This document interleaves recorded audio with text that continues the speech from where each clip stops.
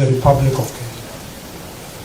To that end, His Excellency RIGATHE GACHAGUA amended and served his re-amended petition dated 13th of August 2025.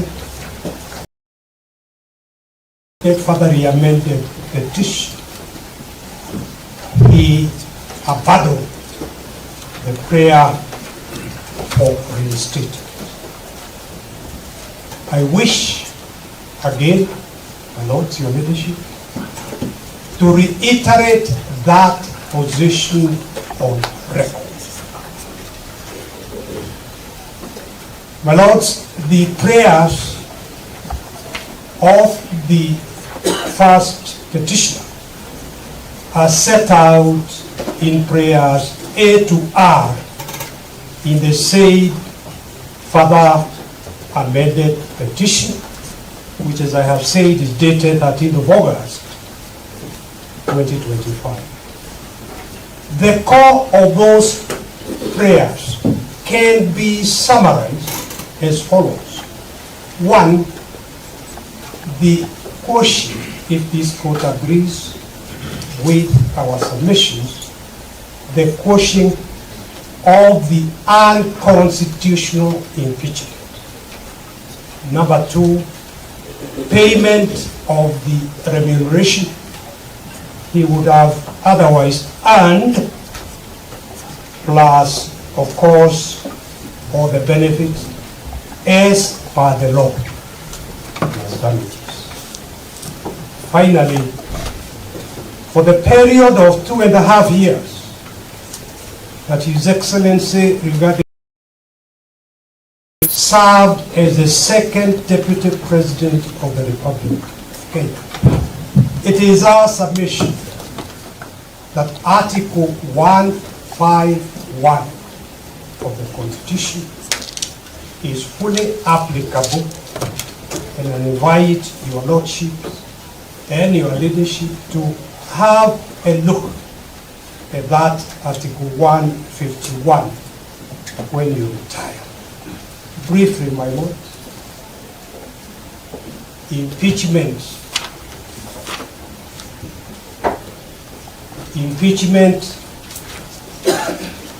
cannot and could not have been retrospective. That is the submission. Lords, your leadership, the petitioner, first petitioner, relies on the following documents. One, his further amended petition dated 13th of August 2025, the verifying affidavit thereto, and the annexures, which are in 9 volumes, dated 18th of October 2024. Number two, his bundle of authorities and case digest, dated 7th of October 2025. And number three, the first petitioner's written submissions, dated 7th October 2025, which submissions are the ones we are highlighting today before this noble court. My lords, paragraph 1 to 19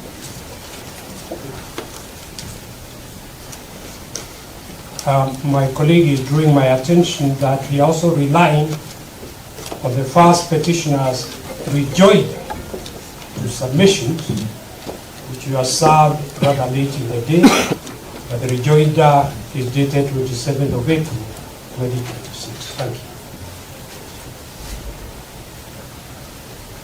My lords, your leadership, paragraph 1 to 19 of our written submissions sets out the critical background and gives context to the impeachment and the submissions we have made with regard to that impeachment. And I politely invite this honorable court when it retires to read this background in full. But permit me to briefly draw the court's attention to only 3 matters in that background. And the first one is to emphasize the total and absolute lack of meaningful public participation. And I would draw this honorable court's attention to paragraph 5, which you will find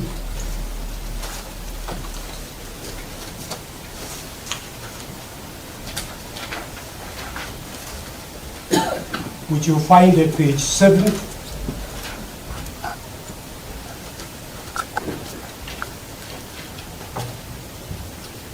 of our written submissions.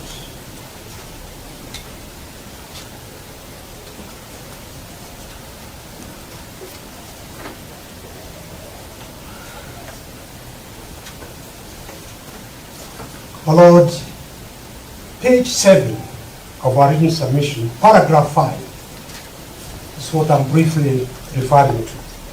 The National Assembly conducted a public participation exercise on the 4th and 5th October 2024. However, the exercise was not adequate or meaningful.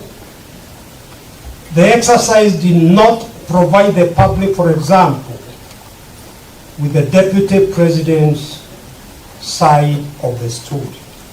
The public was only presented with the allegations made by the National Assembly. And our submission is that if there is going to be effective public participation, it was essential for the public to be presented with what the Deputy President was saying. But that was never done. In Nairobi, for example, in the county of Nairobi, the National Assembly public participation for the county of Nairobi, capital city.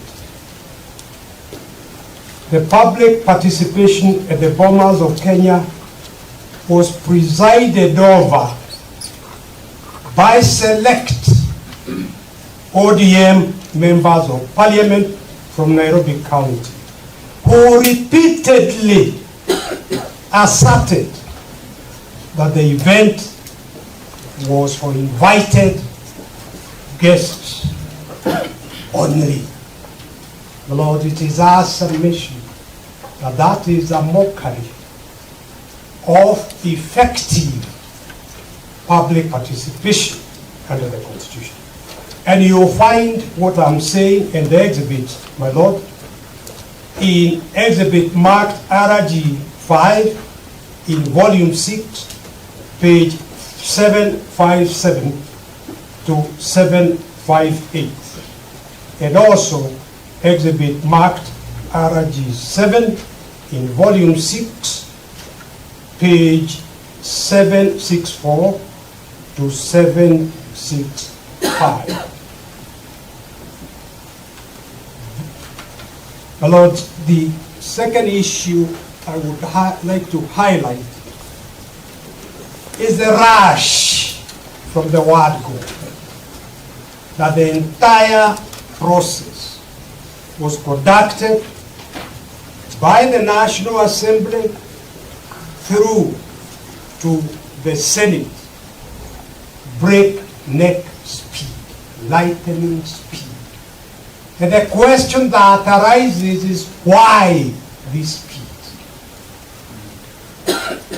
And our submission is that the only inference that can be drawn, and we draw, and we invite the Israel court to draw, is that there was a predetermined result that the National Assembly and the Senate were rushing to achieve.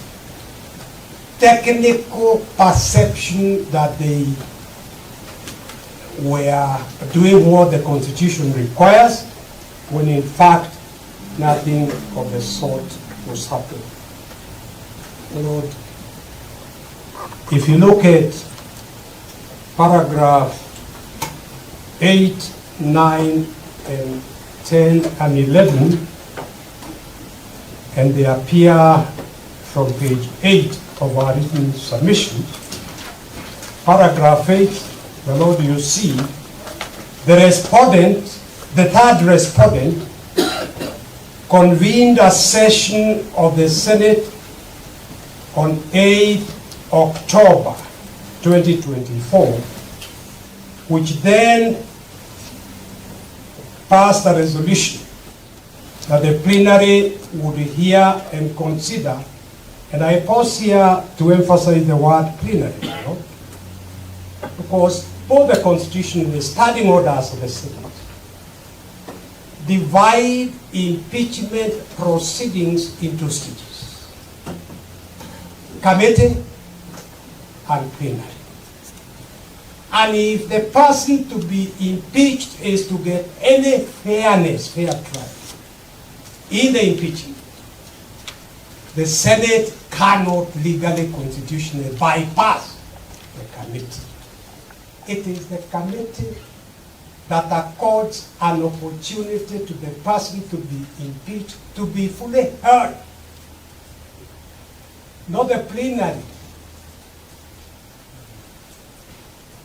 And we will be highlighting our understanding, our interpretation of the law, that the rules of natural justice and on a correct interpretation of the relevant provisions of the Constitution and the standing order, it was not open to the Senate to bypass the committee of the Senate, where the law gives the Deputy President, the first petitioner, the opportunity before a smaller committee to fully present his evidence, be represented, and be heard.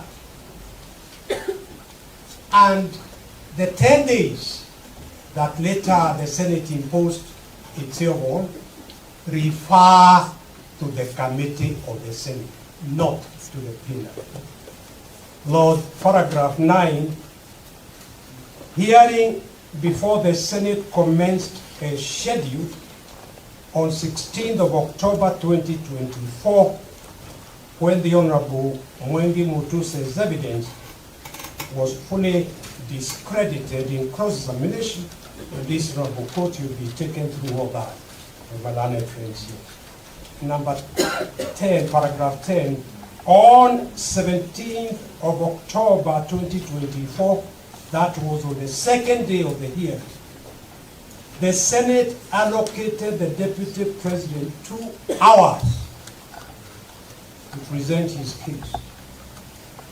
You will see, and you will be addressed, my lords, the fact that somehow the National Assembly was allocated 3 hours. Yet, the person that was being impeached was the Deputy President, not the National Assembly. Lord, all these and many more is evidence of clear bias on the part of the National Assembly, despite on the part of the Senate, despite the Senate being presided, and I must state this, by a speaker who I personally have the highest regard for as a professional.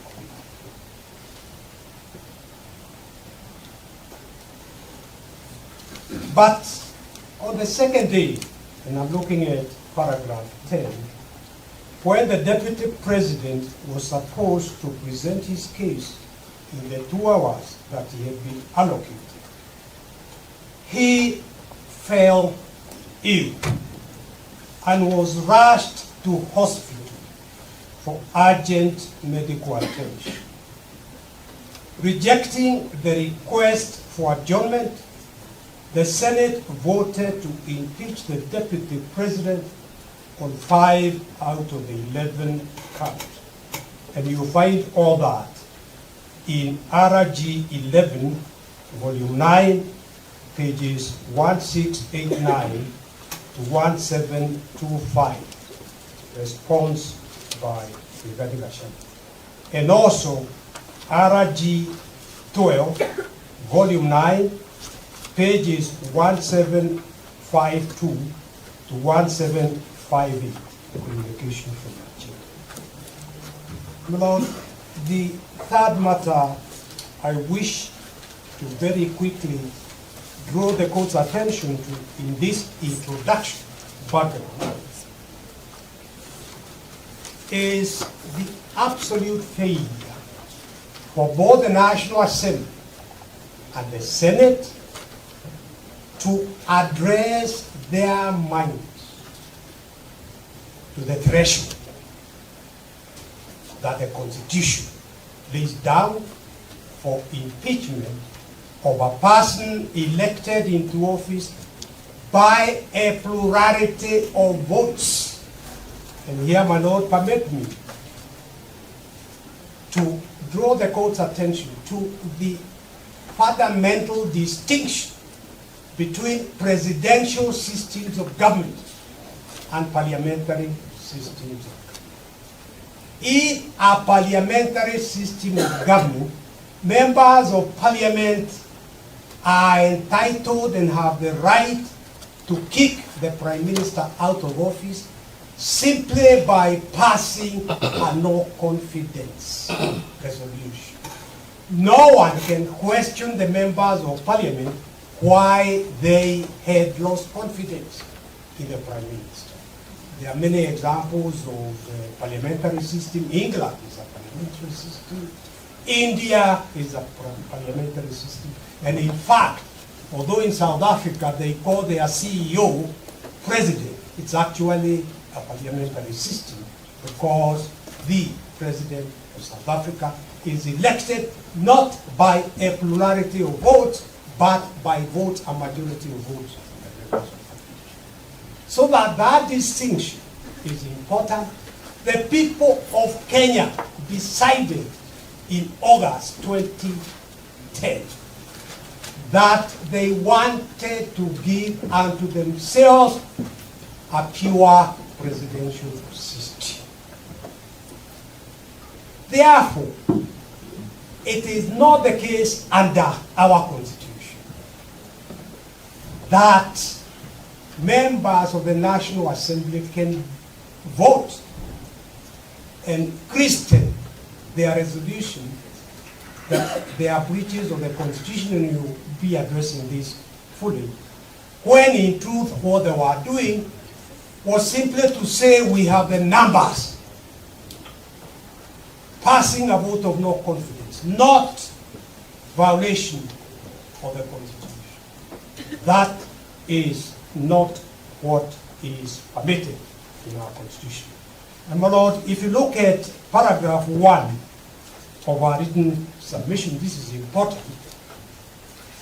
An impeachment is an important remedy, but one of last resort. In other words, there must be no other way of dealing with the person being impeached. One of last resort. Let me pause here to emphasize, in the National Cohesion Act, currently headed by my friend Reverend Court, one of the charges leveled against the first deputy, the first petition, was making utterances that, strictly speaking, should have been reported to the National Integration Commission. If impeachment is a last resort, Why was the deputy president being rushed to impeachment on matters in respect of which he could have been taken to that National Coalition Commission and even prosecuted? That was not respecting the important dictate in presidential system that impeachment is the last resort. It is one to be used where there is an injury to the people. Why is that? Because in a presidential system, it is the people themselves, through a plurality of their votes, who elect both the president and the deputy president. The remedy should be limited to only the gravest political wrong. This is because the person to be removed from office came to that office through a popular mandate. The will of the people should therefore not be overturned on flimsy grounds. And Lord, what I am highlighting here is what the court says in the song called Moving Gideon Kioko and another versus Nairobi City Council. So this is the judicial interpretation that is being accorded in respect of presidential system. It must therefore be shown that the wrong committed by the official proposed to be impeached cannot wait to be corrected through the ordinary electoral cycle. There should therefore be a clear nexus between the alleged wrongs with the public trust bestowed on the governor, in this case the deputy president. It is incumbent upon the High Court, and this is important, it is incumbent upon the High Court to determine if the facts in support of the charges against the deputy president meet and prove the threshold in Article 181 of the Constitution, which is why we are before this honorable court. It is, my Lord, as I say, the first time that the first petitioner has the opportunity to state his case and to point out the lack of that high standard of gross violation of the Constitution or other written law that the Constitution prescribes.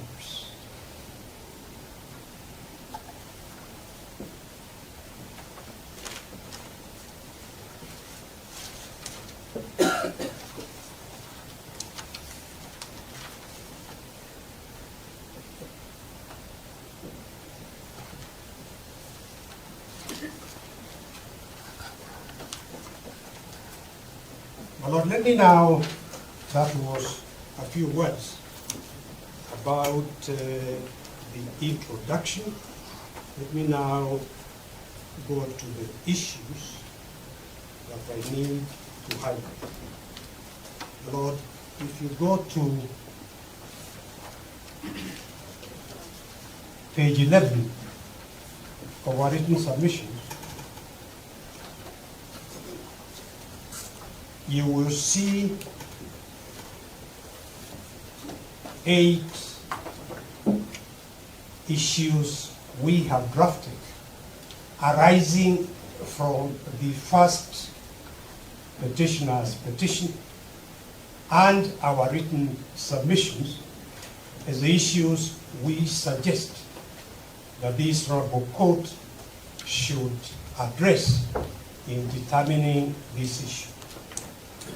My Lord, those 8 issues are the ones we have divided amongst ourselves as council, appearing for the deputy president to be addressed by each one of us. My Lord, we will avoid as much as possible not to be repetitive, but there will be different dimensions to each of the issues that will be addressed by different countries. My Lord, the issues I want to address in those issues listed in paragraph 17 are one, or rather A, whether the motion at the National Assembly met the constitutional threshold under Article 145 and whether there was adequate public participation. And the second one is C, whether the Senate, misled by its interpretation of Article 145, rushed the process and denied the Deputy President a fair hearing. And it is our submission, very critical submission, as we shall be seeking to do here, that the Deputy President was denied a fair hearing. And a fair hearing is cardinal in our administration of justice from time immemorial, even prior to the 2010 Constitution. And the third one is whether the overnight clearances for the replacement Deputy President evidenced a predetermined process compounded by the violations. Whether that was unconstitutional. My Lord, your leadership, the motion by the National Assembly was defective and failed to meet the constitutional threshold. First, the allegations and evidence in the impeachment motion at the National Assembly simply did not meet the constitutional threshold of Article 145(1). And you will find that in Exhibit RG1, Volume 1, page 2 to 41, which is the motion. My Lord, in Martin, Nyaga, Wambora, and 3 others, the Court of Appeal held that the facts that prove gross violation must be proved before the relevant constitutional order. My Lord, your leadership, my learned friend Dave Wanjiru here, and myself had the privilege of arguing the Wambora case. It is a high standard in presidential systems. Not each, and you'll find that in the Wambora case, our Battle of Authorities, paragraph 45, pages 45 to 46. Not each violation of the Constitution amounts to gross violation. No, the drafters of the Constitution could have said violation of the Constitution or other reason. No, they didn't. The word gross must carry the true intention of the drafters of our Constitution. This is the Court of Appeal in the Wambora case saying not every violation amounts to a gross violation. The charge must expressly state that the alleged violation is gross and give particulars of the alleged gross violation. Whatever is alleged against the governor, in this case deputy governor, may I say, not just the deputy governor, the law that this court will be laid down or reiterate will apply to the impeachment of the president himself. is very weighty issue that this court is asked to confront. Whatever is alleged must be serious, substantial, and weighty. There must be a nexus between the person to be impeached and the alleged gross violation of the Constitution or any other written law. The charges framed against the governor or deputy president of the country and the particulars thereof must disclose a gross violation of the Constitution or any other written law. D, the charges as framed must state with a degree of precision the article or articles, even sub-articles of the Constitution or the provisions of any other written law that have been allegedly been grossly violated. Here, my lords, in the case before this honorable court, the allegations were vague, lacking in detail, and wholly unfounded. Besides, the National Assembly erred in failing to apply the threshold and standard of proof applicable to impeachment proceedings, thus violating Article 145. For example, although the court in the Robert Alive as the Attorney General case, which is reported in 2017-6090, nullified Section 132 of the Penal Code.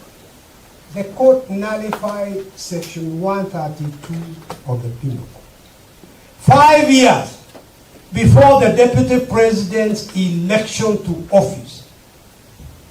Ground 8 of the impeachment motion alleged that the Deputy President had violated that nullified law warranting his removal from office by impeaching the Deputy President on the basis of a section that had been nullified by this court. What Sigin knew was the National Assembly sending to the public who had elected the Deputy President with over 71 million votes. This is demonstrative of the casualness of the National Assembly in performing a very important duty imposed by the Constitution of impeachment. My Lord, you find that authority, paragraph 62, allied case, pages 62 to 63. And although Article 145(1)(b) only applies where there are serious reasons for believing that the Deputy President has committed a crime, in ground 8, the National Assembly resolved to impeach the Deputy President for, among others, violations of a nullified law. The National Assembly then informed the Speaker of the Senate of that resolution, finding that the charge of violating a repealed law had been substantiated. My Lords, Your Ladyship, the Senate voted on that impeachment charge on the basis of a repealed section. You find that in Exhibit RG3, Volume 6, pages 745 to 747.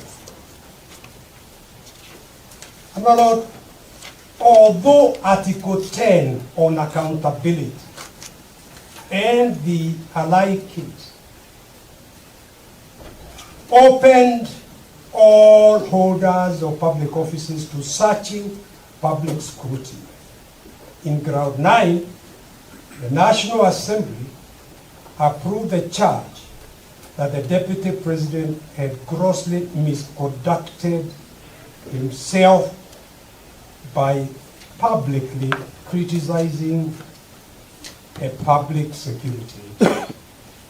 My Lord, what offense was the National Assembly stating here?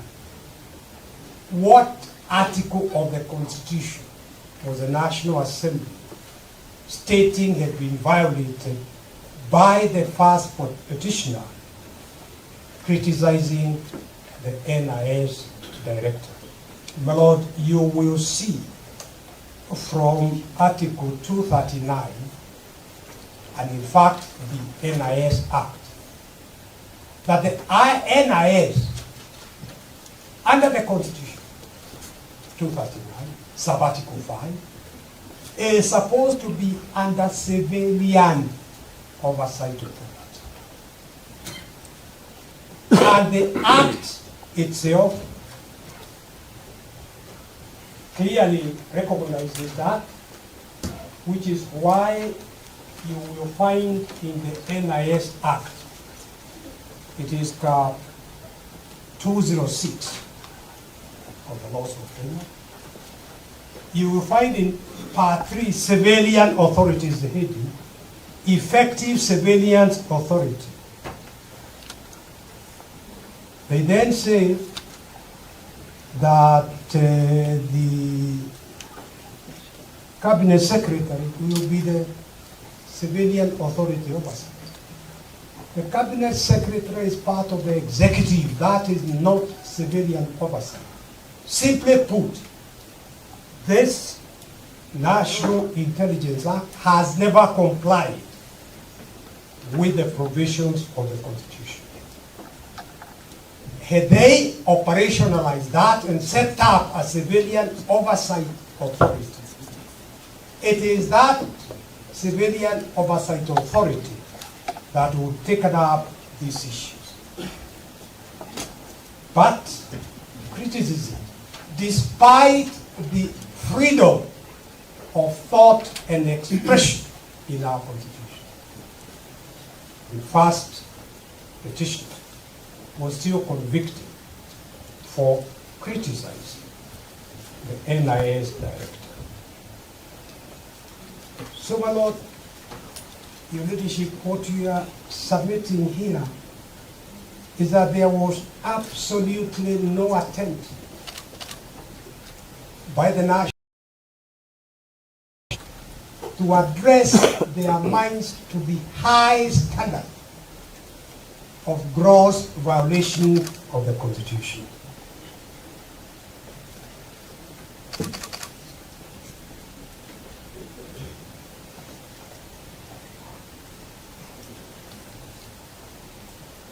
My Lord, Ground 5 accused the Deputy President of grossly violating Article 3(1) and 148(5)(d) of the Constitution and of failing to uphold his oath of office and allegiance. There were no details provided. Instead, Ground 5 simply referenced Ground 1, 2, 3, and 4. This unfair and confusing charge was such that even though the Senate cleared the Deputy President of Ground 2 and 3, it still voted to impeach him based on Ground 5. There was no attempt to explain, even vaguely, how the Deputy President had violated his oath of office. Ground 6 equally alleged that there were serious reasons to believe that RIGATHE GACHAGUA had committed crimes under Section 13(1)(a) and 62 of the National Cohesion and Integration Act. As I mentioned, my Lord, and I now put this on record, why wasn't he taken first to the national cohesion for prosecution before invoking the last resort remedy of impeachment. The Deputy President filed a response to the motion before the National Assembly on 8 October 2024 and was granted 2 hours to orally present his rebuttal on the floor of the National Assembly from 5 p.m. to 7 p.m. In the presentation, the petitioner made a cogent, irrefutable, factual, and legal response to each of the 11 grounds cited in the impeachment motion. Lord, you see that in Exhibit RG2, Volume 2, pages 211 to 240. For instance, concerning the claim in Ground 8 that the Deputy President had acquired property and wealth estimated at 5.2 billion Kenya shillings from proceeds of corruption and money laundering, the Deputy President explained that no valuation had been done, so where the National Assembly, Honorable Wengi Mutuse, got 5.2 billion is anybody's guess. If you want to charge somebody, you present them that this is the value of this property. Further, from his brother's will, the bulk of those properties to which the sum of 5.2 billion was erroneously and maliciously attached belonged to his late brother, the late Honorable James GACHAGUA, may his soul rest in eternal peace. Some, like the Olive Garden Hotel, Vipingo Beach Resort, Queensgate Serviced Apartment, he did not even own. And yet, this was what he was impeached on. But we are falsely attributed to him. He produced ownership document showing otherwise, and you will find that, my lord, in RG2, Volume 2, pages 211 to 214.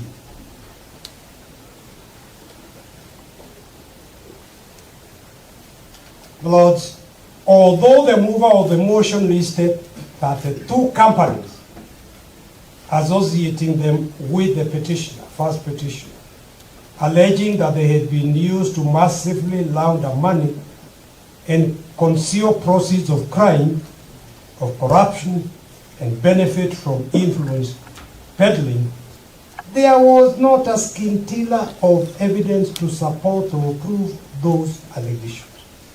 No evidence showed any impropriety, and you'll find that in RG2, Volume 2, pages 214 to 218.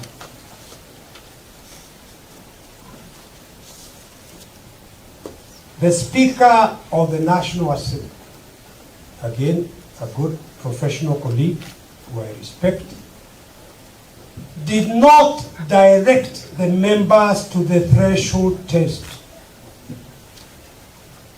the appropriate standard.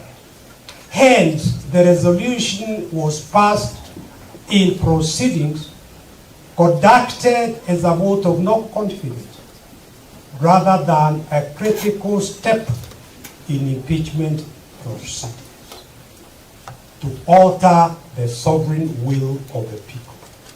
And you will find that as message of the Senate, number 025 of 2024, approval of special motion, RG3, Volume 6, 745 to 745.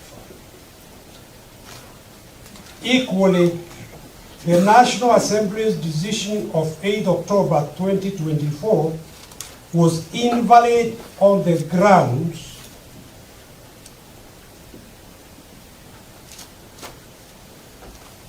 that, 1, The impeachment motion was replete with the general unsupported allegations, hearsay, and outright lies, and lacked particularization and specificity required by Article 145(1) of the Constitution of Kenya and Standing Order 64(1)(a) of the Standing Orders of the National Assembly. 2, members of Parliament debated and voted on the motions on grounds other than those set out in the motion.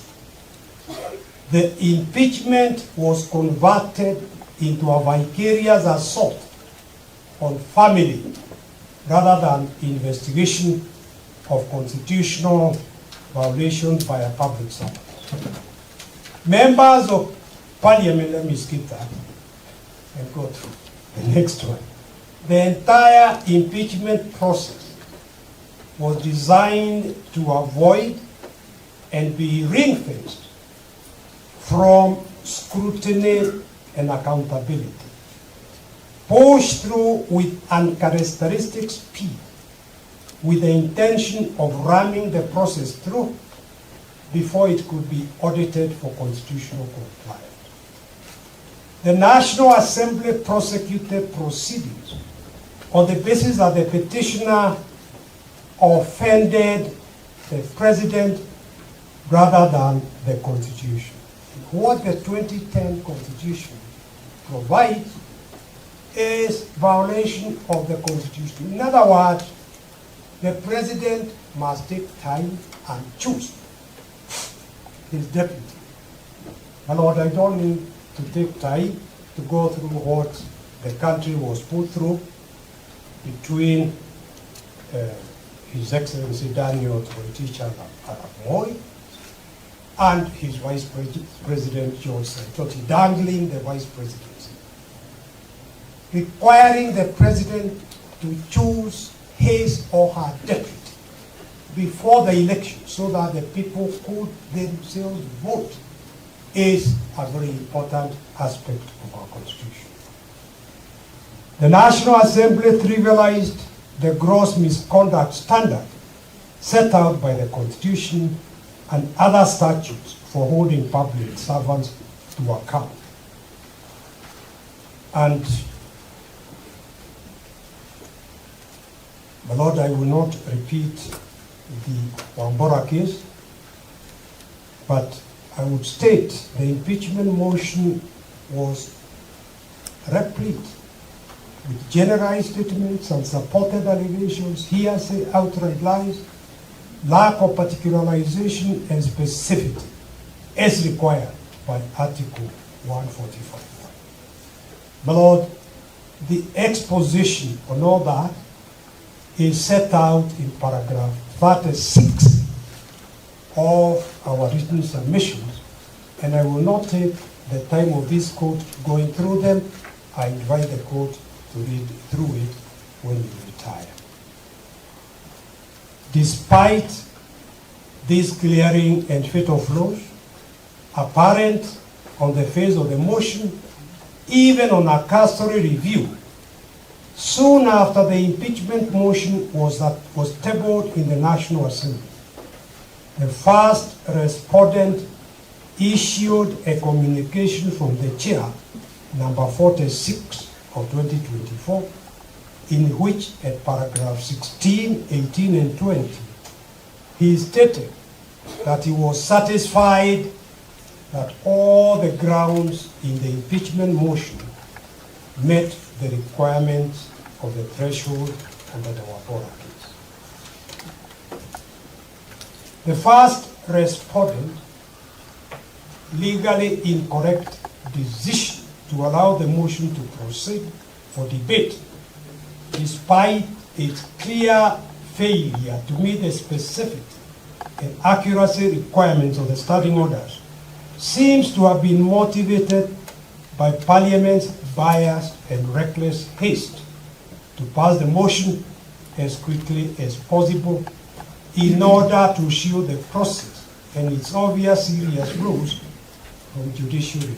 It is our submission that that was the real reason for the rush.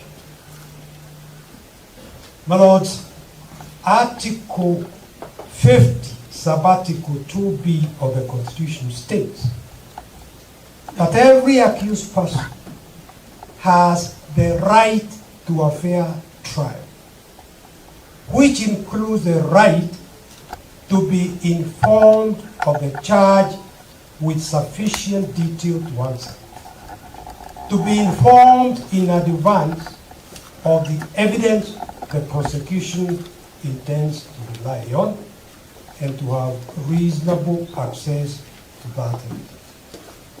The motion thus violated Article 50, Sub-Article 2B, and Article 50, Sub-Article 2J of the Constitution by setting out vague allegations, criminal conduct, including the Deputy President had violated and repealed sections of the penal code, the leadership and integrity without ever charging. Overall, the impeachment motion of the first respondent's communication from the chair was thus incapable of invoking the National Assembly's mandate under Article 150 as read with Article 145. My lords, you will see all that in RG 1, Volume 1, pages 2 to 41, and RG 8, Volume 7, page 969 to 976. So, my lord, that is all I wish to say about A. Let me very quickly move to C.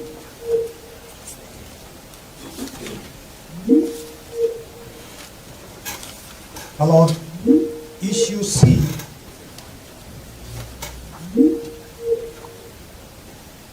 is there a problem with your gadget? See, hold on. I'm listening to the gadget. My lord, issue C is whether the Senate. Do I need to remind you about time? Only another 10 to 15 minutes. You have barely 5 minutes. Yes. Yeah. Moving as quickly as I can.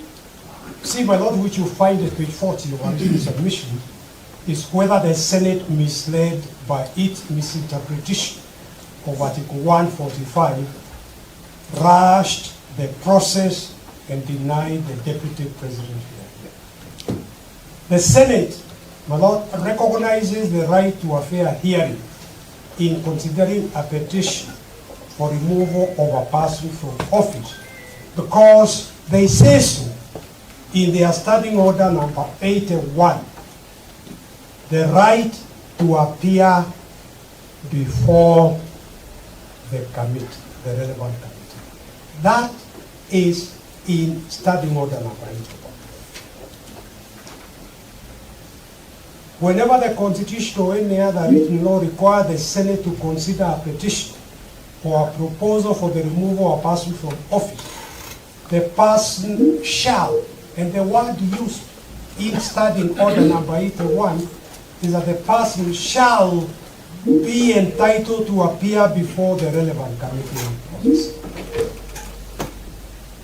The petitioner here was denied that opportunity to appear before the committee. And the importance of the committee, my lord, is that the committee has got less members. The law gives the subcommittee 10 days to investigate. And therefore, the Deputy President would have been able to appear before that subcommittee with his evidence, with his lawyers, and would have been able to argue his case. By bypassing the setting up of that committee and assuming that the 10 days related to the plenary, which they did not, the Deputy President was denied a fair trial.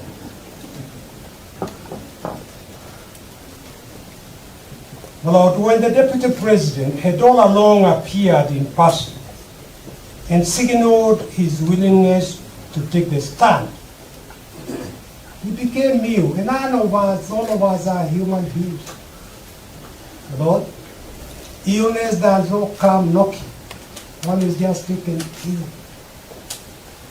And he was taken ill after very stressful, strenuous proceedings, National Assembly, and the first day in the Senate. Lord, it's a very stressful situation for the Deputy President to be deprived of that position to which he had been elected by over 7 million people.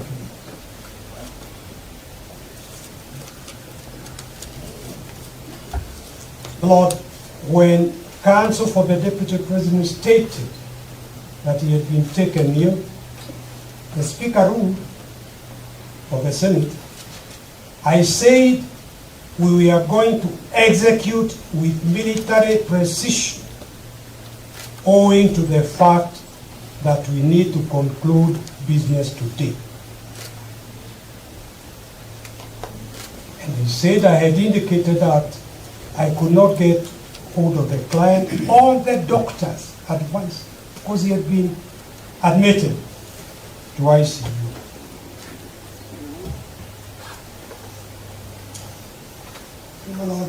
First, the 10 days did not apply to the Senate. That was a misreading of the Constitution and the law.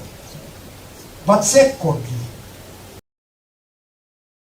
this time we were requesting adjournment up to Tuesday to see about the Deputy President improvement. But the Speaker said they could only adjourn up to Saturday. His proposal for adjournment to Saturday was shut down by the senators voting and saying they would not allow adjournment even to the following. And no reasons were given for rejection of an adjournment to the following day, Saturday.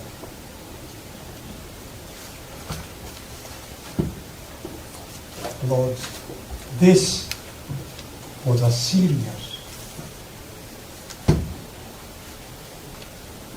violation of the rules of natural justice.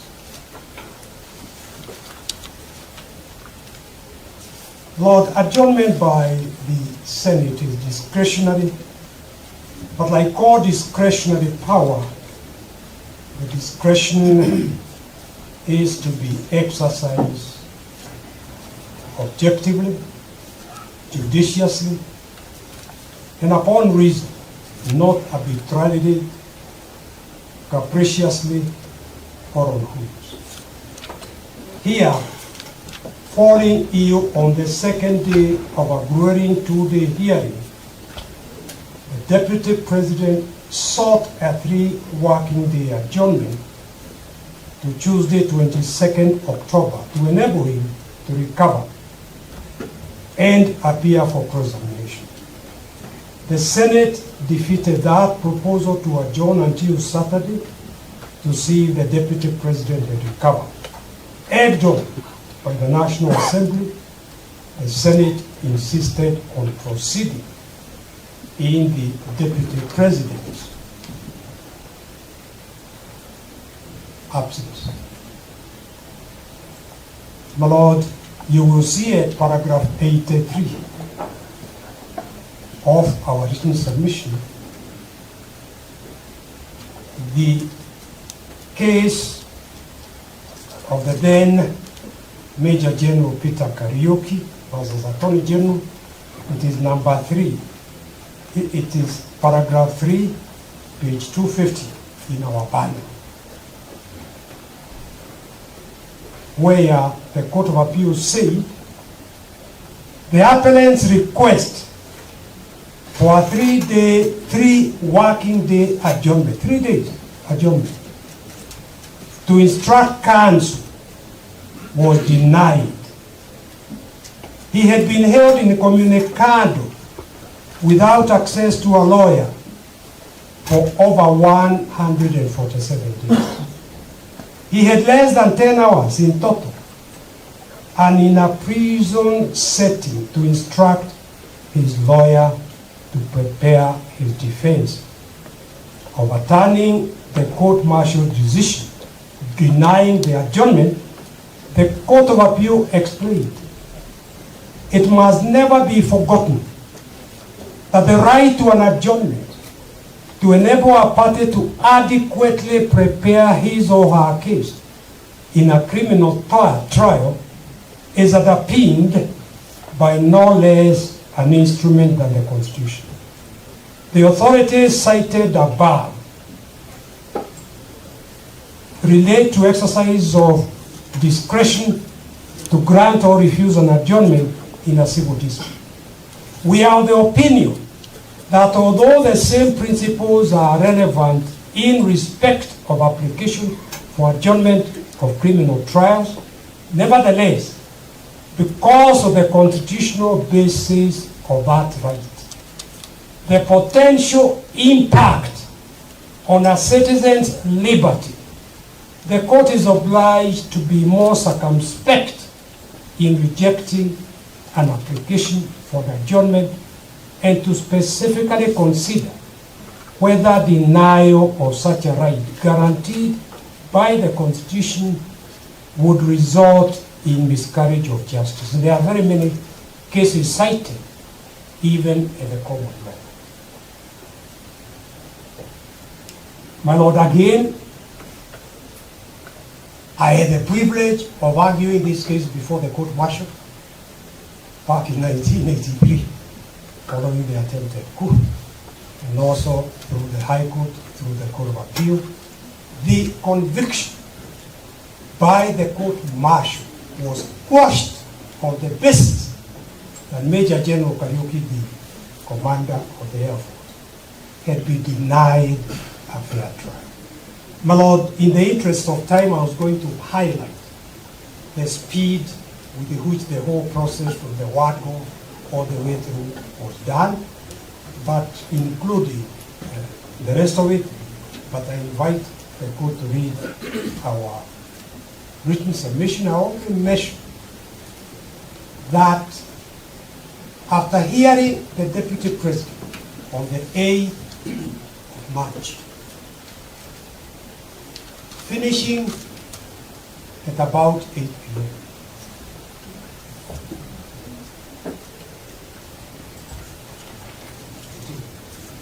Anyway, on the date that the National Assembly considered this motion,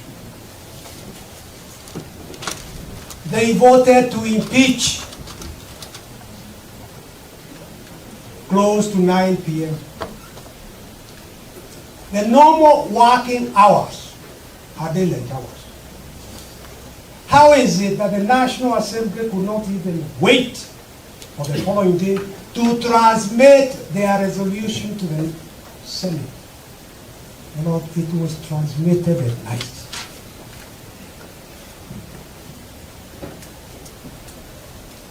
And the following day, the Senate set the date to commence the proceedings.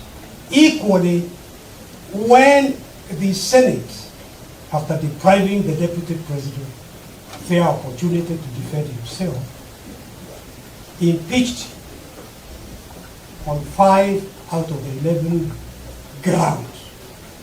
Equally, they had to transmit the impeachment resolution back to the Senate close to midnight on the same night. And Lord, I'm inviting this court to see this breakneck speed. Somehow, the Speaker of the National Assembly had in advance issued a notice convening a sitting of the National Assembly.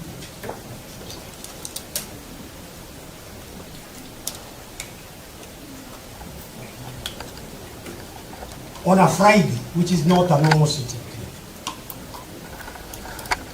any thinking person will wonder how the Speaker of the National Assembly, a good friend of mine, senior counsel, how was he able to anticipate the likely decision of the Senate in advance? And above all, although the resolution of the Senate was being transmitted back to the National Assembly after midnight, between midnight and the following day, His Excellency the President had time during the night to get clearance for the person he wanted as his Deputy President from the Ethics and Anti-Corruption, from KRA, from the Electoral Commission. These are public institutions. In fact, the Electoral Commission did not even have commissioners to make a decision clearing the choice of the Deputy President. But I mentioned this to demonstrate the unholy rush. I invite this court to see through the smoke screen cotton thrown about by the National Assembly and the Senate to confuse issues. They were merely saying we have the numbers. There was no attempt to address serious violation of the Constitution. Lord, I hand over to Rangi.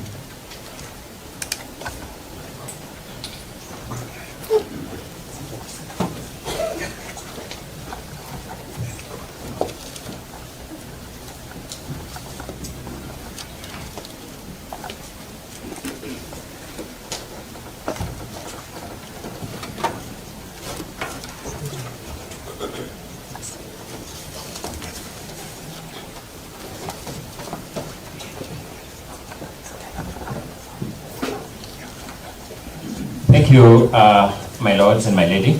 My name is Elisha Ongoya.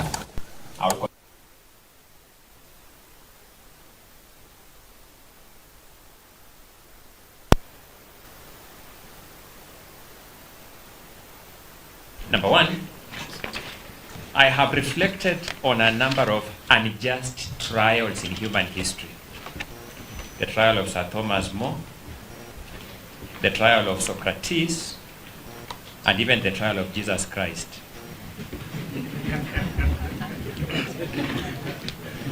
One element characterizes these trials. When you read history, there are trials that are carried out with predetermined outcomes. Those who are taken through the trials are taken through the motions for the sake of it. My learned friend, Mr. Wachira Maina, whom I've had the chance to work with, reminds me all the time that behind every constitution lies a moral idea and a moral expectation that there will be good faith compliance with the commands of that constitution. In fact, Mr. Wachira Maina informs me, and I believe him, that in management theory, there is a concept described as malicious compliance. It informs me that there is a legitimacy gap that is wider than the Pacific Ocean between good faith compliance and malicious compliance. I want to persuade you that the motions that the first petitioner was taken through at the National Assembly and the Senate of Kenya passed the test of malicious compliance. The danger of allowing malicious compliance to go unredressed is that it injects an irredeemable legitimacy gap in constitutional processes.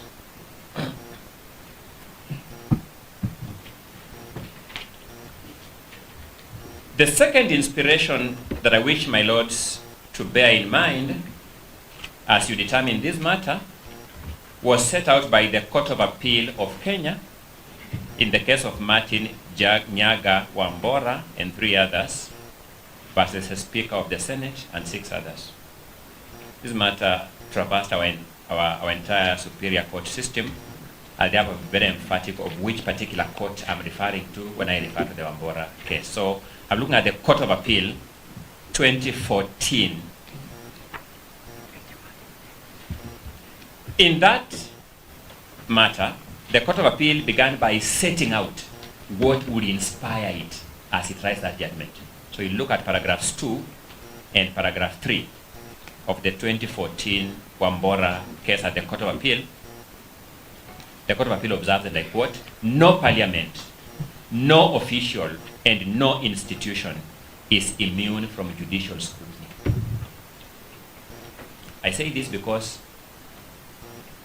to such other debt as you shall defer us to, some people will take this stand and tell you that there are political issues here that are immune from your scrutiny. The second inspiration that the Court of Appeal set out in the Wambora case was that it is the Constitution, not Parliament, not the executive, not the judiciary, which is supreme. It is the Constitution.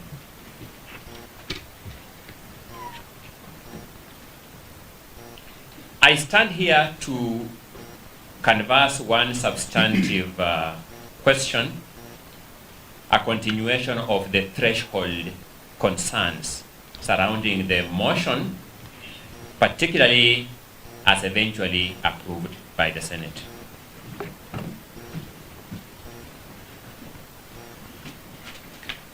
Your brother, Mr. Justice Bahati Mwamuye, has observed in the now famous Kawira Mwangaza case that watering down impeachment, lowering its bar too low, or allowing it to become a facade that masks hidden political interests runs the risk of Kenyans losing confidence in the process. That's the big risk that our constitutional order is subjected to if we allow what happened in this country, culminating into the resolution of the 17th of October 2024, to stand. It's a threat to confidence in our constitutional democracy itself. Allow me just to reiterate one question that has bothered me, and my learned senior colleague, Senior Counsel Paul Mwita, has touched on it. On 17th of October 2024, when you go through the Hansards of the Senate that I will draw your attention to in a short while, the Speaker of the Senate delivered a communication from the chair, an actual ruling, which informed the members that the first petitioner was in fact indisposed and not available to be heard as guaranteed by law.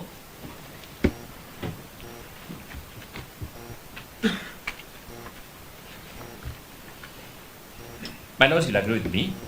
It requires extremely compelling reasons to insist on proceeding with a case where the subject of that trial is indisposed.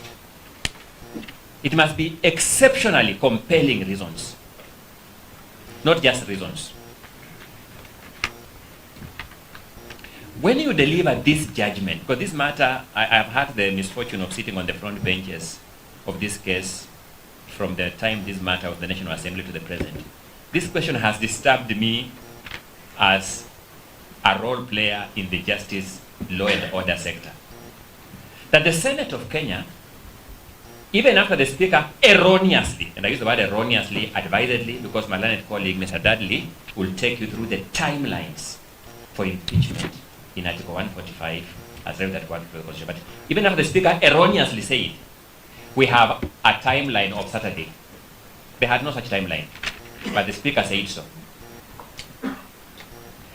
The senators voted to deny the Deputy President the benefit of those 2 or 3 more days without giving any reason.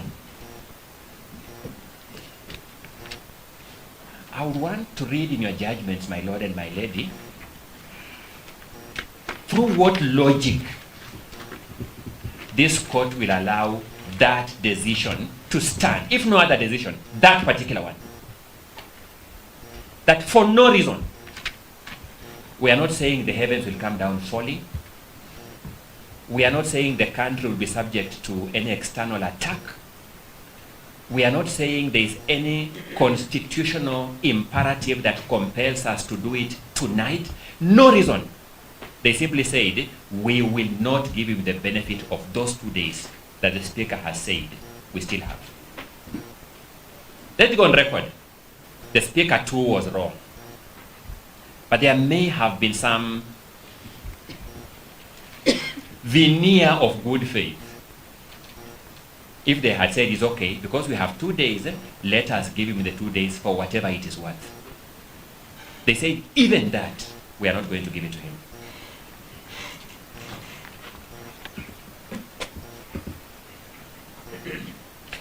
On the threshold questions, the matters that I'm specifically tasked to bring to your lordship's, ladyship's attention are the following. Number 1, Article 150 Clause 1 of the Constitution sets out the constitutional textual threshold for removal of a deputy president from office by impeachment.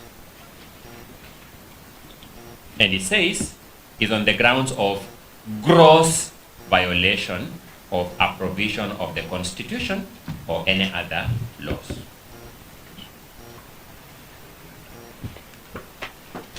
Secondly, it says is on the ground of serious reasons to believe that the deputy president has committed a crime under national or international law. Serious reasons.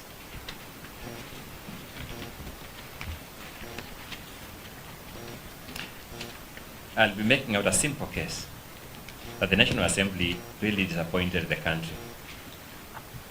To approve a motion that there are serious reasons to believe that the deputy president has violated a provision of the law, Section 132 of the Penal Code, which has been declared unconstitutional, null and void, is a locus classicus of lack of seriousness in the reasons.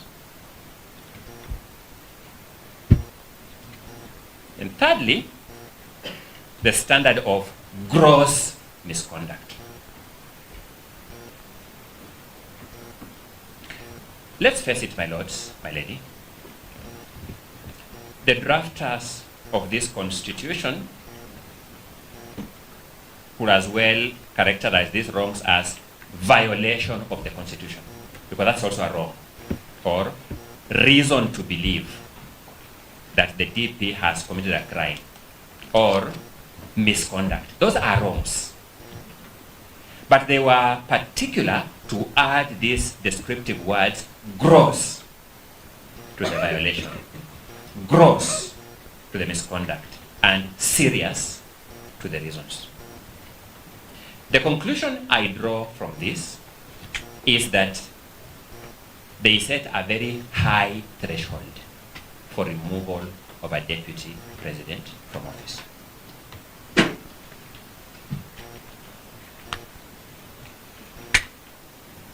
Our courts have followed cue. I will start with the Supreme Court, sample 2 decisions there, go to the Court of Appeal, sample 1 decision there, then go to the High Court and sample 1 decision there. From the Supreme Court, the decision of Sonko versus the County Assembly of Nairobi City and 11 others. Yes, we do. Yes, we do. Correct. Okay. I'm highlighting, my lord, so I was avoiding reading them. So I'm drawing simply because if I have to take you through the pages, then it means I have to actually take you through the submission themselves. I'm just highlighting salient aspects of those submissions so that we save on time. Thank you. So that in Sonko versus the County Assembly of Nairobi City, I beseech this court to look at paragraph 161 of that judgment.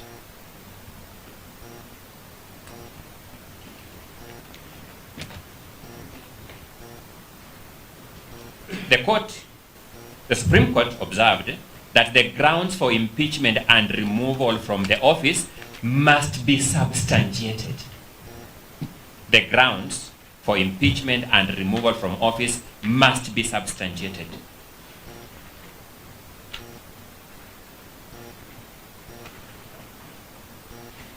It means, my lords and my lady, the motion mover and his supporting cast of witnesses must show us where is the supporting evidence for each of those grounds. They must show where the supporting evidence is.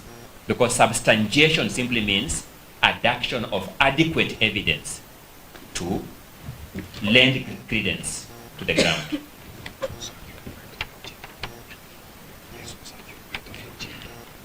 The Supreme Court then sets the standard as what has now been called the intermediate standard.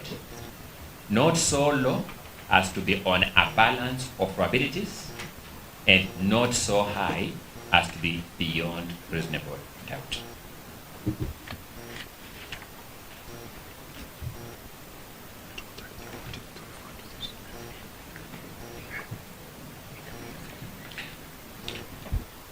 You will find these descriptive words of grounds for removal from office in removal of other office bearers from office under our constitution, like judges of superior courts. They'll be removed on similar grounds. And you will see the Supreme Court has dealt with that in the case of Muya versus the tribunal appointed to investigate the conduct of Justice Martin Mati Muya, Judge of the High Court.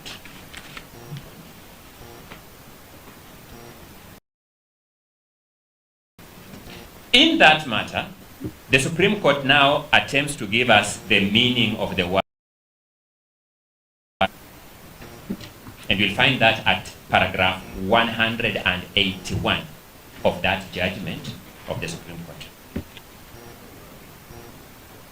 And it says, and I quote, clearly, all the words used to describe gross express some extreme negative conduct. Not just negative conduct. It says extreme negative conduct. And it proceeds to say a degree of misconduct of such a serious, outrageous, and flagrant nature that would warrant removal of a judge from office. That is how serious it ought to be. Those are the words of the Supreme Court.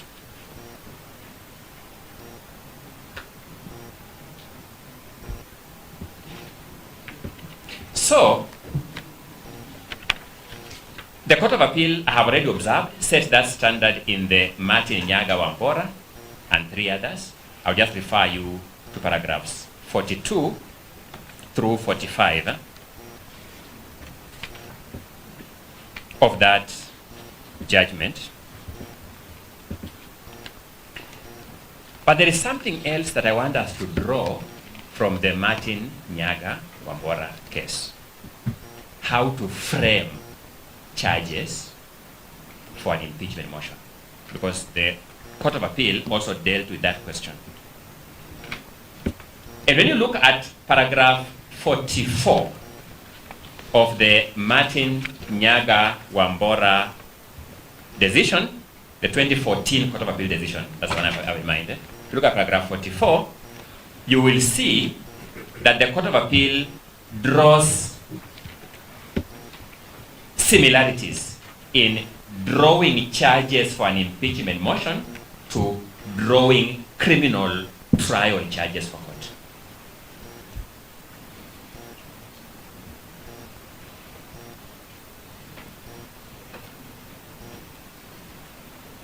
In fact, the court uses an example of how to draw a charge of robbery with violence in trying to explain how specific a charge for impeachment should be.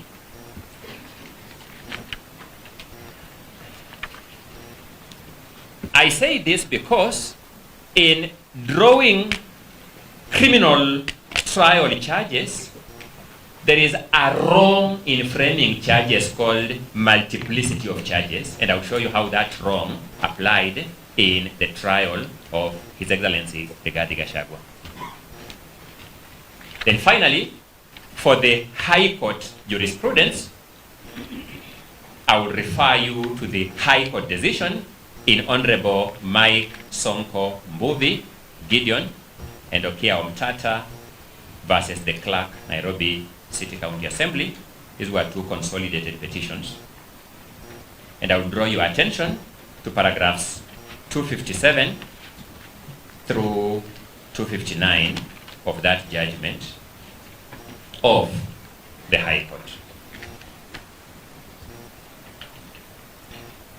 For ease of reference, I will refer you to the various aspects of the impeachment motion that is in volume number 1 of the petitioner's document from pages 1 to 209.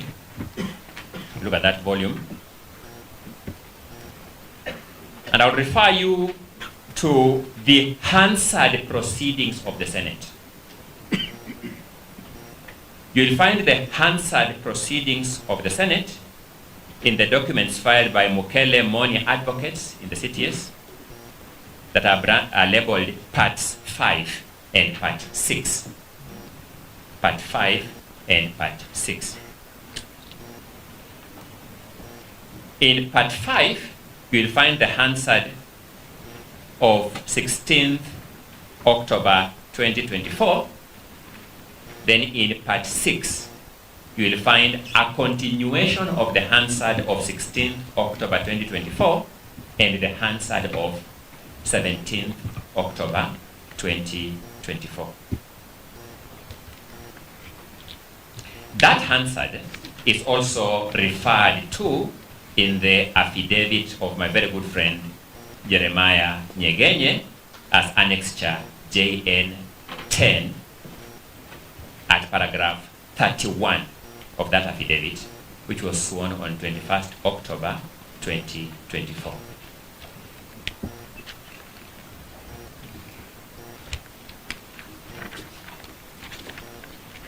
So, returning to the question under scrutiny from my end, I would invite you to look at page 59 of the Hansard of 16th October 2024. This is now the page of the Hansard itself, not the page of the bundle, because my learned colleague, Mr. Mukele, did not paginate the full bundle. So you look at the page of the Hansard itself. Something very interesting happened. I want to paint the picture so that I abridge on time. Before the trial of His Excellency Rigathi Gachagua at the Senate issued a trial schedule, a schedule of the proceedings. The National Assembly had given the Senate a list of 5 witnesses. His Excellency, the Deputy President, had submitted his affidavit alone as his own witness. So the DP side had 1 witness, being the DP only. The National Assembly presented 5 witnesses. When the schedule came, the schedule gave the DP's team 2 hours to cross-examine the 5 witnesses of the National Assembly and 3 hours to lead the evidence in chief of the Deputy President. The Deputy President's team took the view that it did not need 3 hours. to take their witness in exam in chief. This is their own case. They suggested to the speaker that we need these 3 hours for our exam in chief, and perhaps the 3 hours for our cross-examination of the National Assembly witnesses, and perhaps the 2 hours for our exam in chief. So we are not taking any more time of the Senate. We're just reordering our own time, the one you have given us.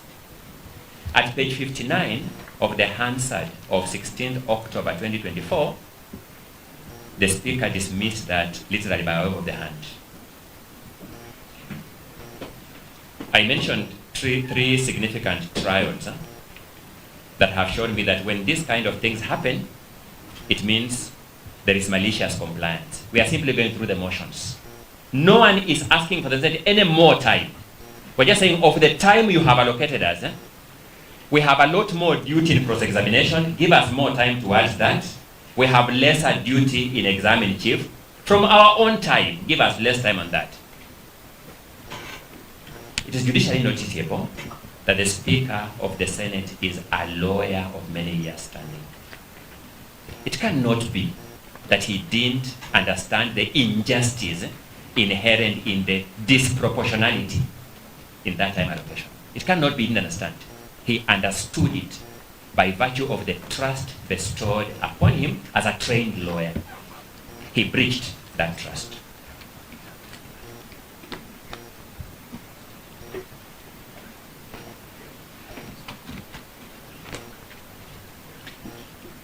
Allow me to then very briefly take you through the various grounds of impeachment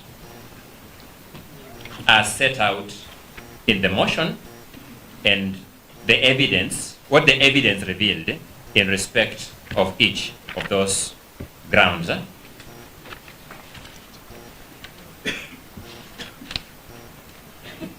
I will start with the ground number 4 of the impeachment motion.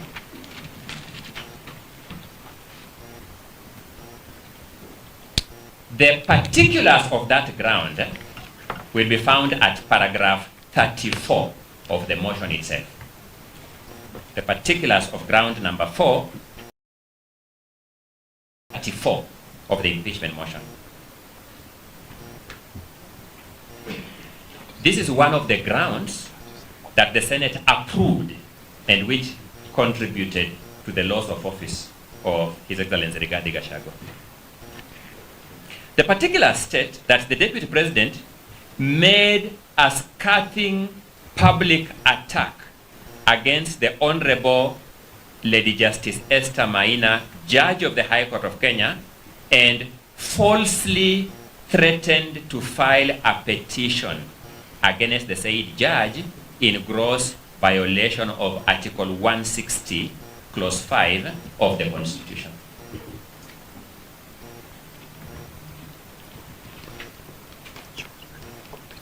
It is a requirement in impeachment proceedings that the impeaching house cannot introduce any new grounds at the Senate stage. They are held to account on the grounds as approved by the National Assembly. The ground was that the Deputy President made a scathing public attack against the Honorable Lady Justice Esther Maina, Judge of the High Court, and falsely threatened to file a petition against the said judge in gross violation of Article 160, Clause 5 of the Constitution. So a number of things are important, my lords, my lady. One, what does Article 160, Clause 5 of the Constitution provide? It provides that a member of the judiciary is not liable in an action or suit in respect of anything done or omitted to be done in good faith in the lawful performance of a judicial function. It's not liable in suit.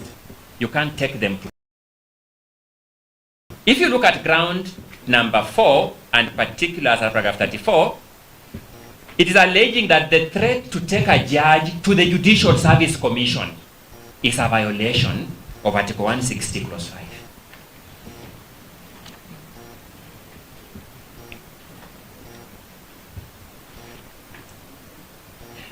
I wonder, their lawyers are here, they will tell us. In fact, some senators are actually here, they will tell us. How does Senate read Article 160 Clause 5 as against Article 168 Clause 2? Because Article 168 Clause 2 constitutionally gives any person the right to initiate a petition before the Judicial Service Commission for the removal of a judge. So if you state that you are going to pursue an Article 168 Clause 2 process, how can that be a violation of Article 160 Clause 5? I was taught many years ago, I hope it's still learning today, the Constitution is not self-annihilating. We cannot read Article 160 Clause 5 to destroy Article 168 Clause 2. So that the National Assembly brought a case to the Senate that a claim by the Deputy President that he is going to file a petition against Justice Esther Maina is a violation of Article 160 Clause 5. The Senate approved that ground for removal of the Deputy President.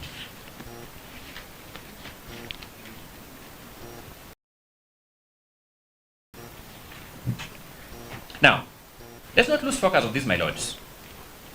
The express text of the ground and the particulars at paragraph 34 of the motion is that the Deputy President had falsely threatened to file a petition against Justice Maina.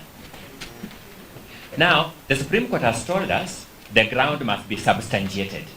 So I will now take you how the motion mover substantiated the ground.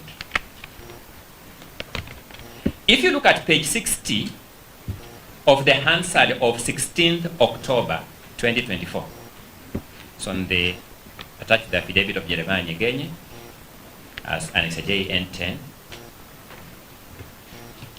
the following conversation takes place. The motion mover is being cross-examined by yours truly. The Hansard of the Senate captures me as asking this question: do you still stand by that part of your allegation that he has not presented the complaint to the Judicial Service Commission as at that date? The motion mover says, I have since learned that he did present the petition. The motion mover is conceding that his claim in the motion that the Deputy President falsely threatened to file the petition cannot pass muster. Yours truly, my lords, then suggests to him that to the extent that you say that he has not presented the allegation to the JSC as at 26th September 2020 is not true. Is it? The motion mover says, we are in agreement, counsel. The motion mover concedes that the ground on which his motion is founded, ground 4, cannot be substantiated. Members of the Senate voted to approve this ground. Can it be said that in view of this concession by the motion mover, that ground had been substantiated, that it passed the threshold?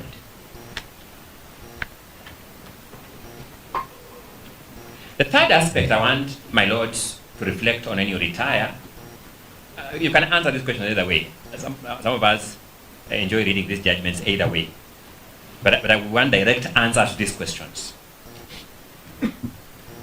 A judge has had a case and delivered a judgment and become functus officio. Can a verbal criticism of the manner in which that judge conducted herself in that case constitute a violation of the decisional independence of the judge? That's what the ground said. It said gross violation of Article 161 of the Constitution on the institutional and decisional independence of judges. Can a verbal criticism of a judge because of a decision she has already rendered and become functional official, amount to a threat to the decisional independence of that judge? Which decision? She has already rendered the decision. I submit to you, my lords, that it is actually good that judicial decisions to heighten scrutiny. It is good practice. It grows judicial accountability. And therefore, it did by approving this ground was a clawback on an important democratic practice of enhancing judicial accountability.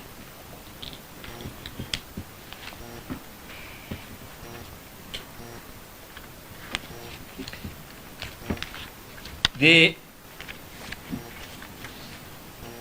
two grounds that I want to deal simultaneously are grounds 5 and 6, because they suffer the same fate of inadequacy. Grounds 5 and 6. Ground 5, and both of them were approved. So I've already dealt with one that was approved. I'm dealing with two others. Then I'll deal with two others to finish the 5 that were approved. Ground 5 accused the Deputy President of gross violation of Articles 3.1 and 148.5a of the Constitution and fidelity to the oath of office and allegiance.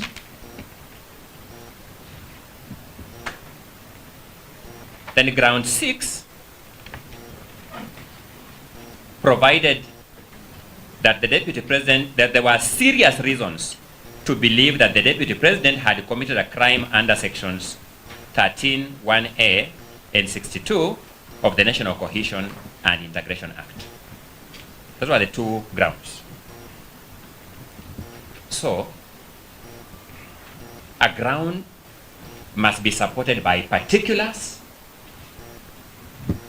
That's what the Supreme Court has said. Then the particulars must be substantiated. Now, when you look at the motion, ground 5 had no particulars of its own. Ground 6 had no particulars of its own. Instead, what the drafter of this motion, in his drafting wisdom, did was to say the grounds in support of ground 5, the particulars in support of ground 5 are the particulars in grounds 1, 2, 3, and 4. That's what he said. Similarly, in respect of ground 6, the drafter didn't supply particulars.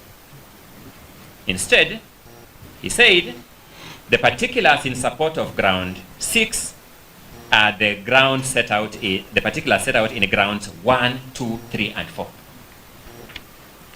My lords, as experienced jurists, you know better than I do that particulars are the specific acts or omissions constituting the wrongdoing.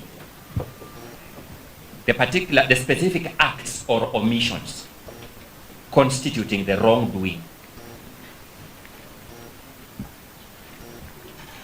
The National Assembly went to the Senate and said, we are charging the Deputy President in ground 5 and ground 6 because of the acts and omissions we have referred to in grounds 1, 2, 3, and 4.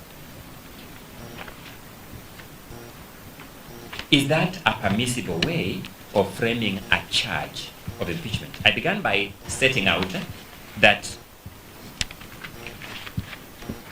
it has been established that the grounds, the charges in impeachment are framed in the same manner as charges in a criminal case.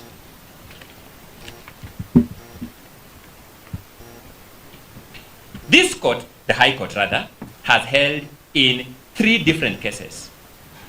The case of BMK versus Republic, 2020 EKLR. The case of LKO versus Republic,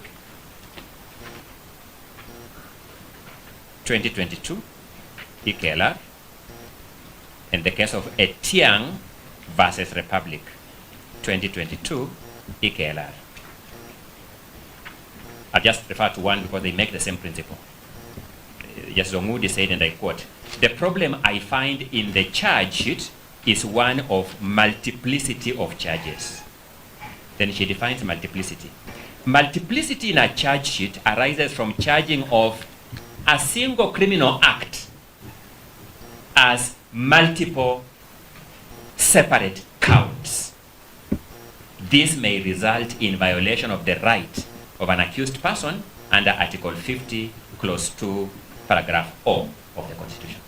That multiplicity of charges is a violation or a threat to Article 50, Clause 2, Paragraph O. And it defines multiplicity to mean charging a single act as multiple separate counts. So therefore, when the National Assembly tells us that the acts in ground 1, 2, 3, 4 are the same acts that constitute the ground 5 and ground 6, these two grounds were bad for multiplicity. They were a violation of Article 50 of the Constitution. They cannot found a threshold for impeachment. Both of the two grounds were approved by the Senate as constituting the basis for removal of the Deputy President from office. But there's something very bad about it. The Senate voted to approve grounds 5 and 6 on the particulars set out in 1, 2, 3, and 4, and ground 5 on the particulars set out in grounds 1, 2, 3, and 4, but acquitted the Deputy President of grounds 2 and 3. And remember, they gave no reasons for convicting. And that's how obscene this trial in plenary is, as my learned colleague, Mr. Chell Dudley, will take you through in a short while. Then finally, ground 1.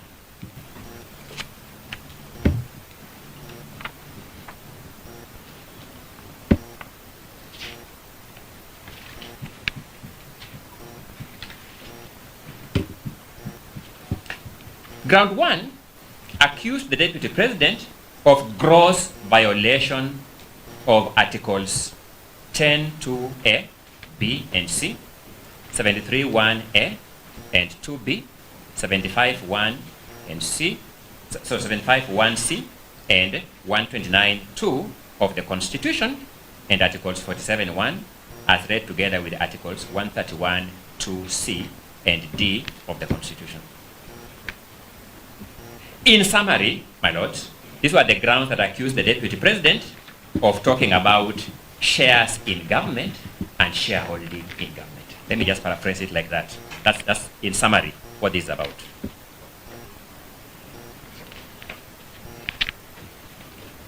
My learned colleague, Mr. Tom Macharia, took the motion mover through cross-examination on this ground. You will find that at pages 88 to 94 of the Hansard of 16th October 2024.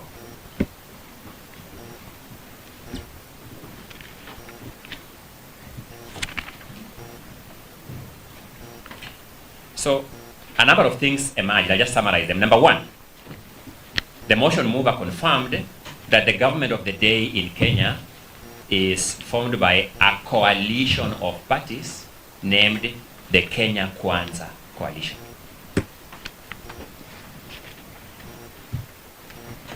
Motion mover confirmed that as a fact.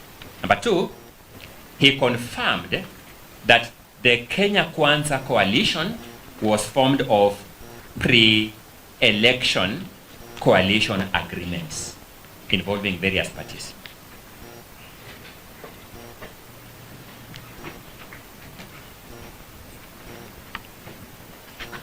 Number three, among the parties were UDA, ANC, Ford Kenya, and PAA or PA, as is sometimes called. And my lord, this must come out very succinctly from me. It bears that PA is the party whose party leader was the Speaker of the Senate presiding over these proceedings.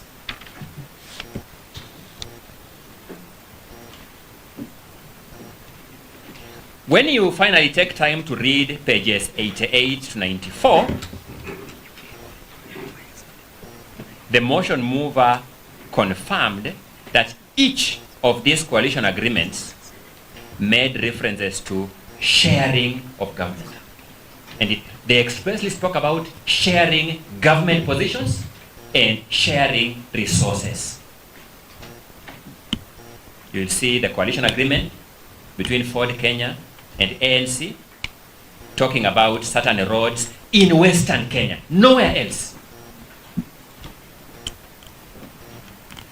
You will see the coalition agreement with the PA talking about development of marine resources in coastal Kenya.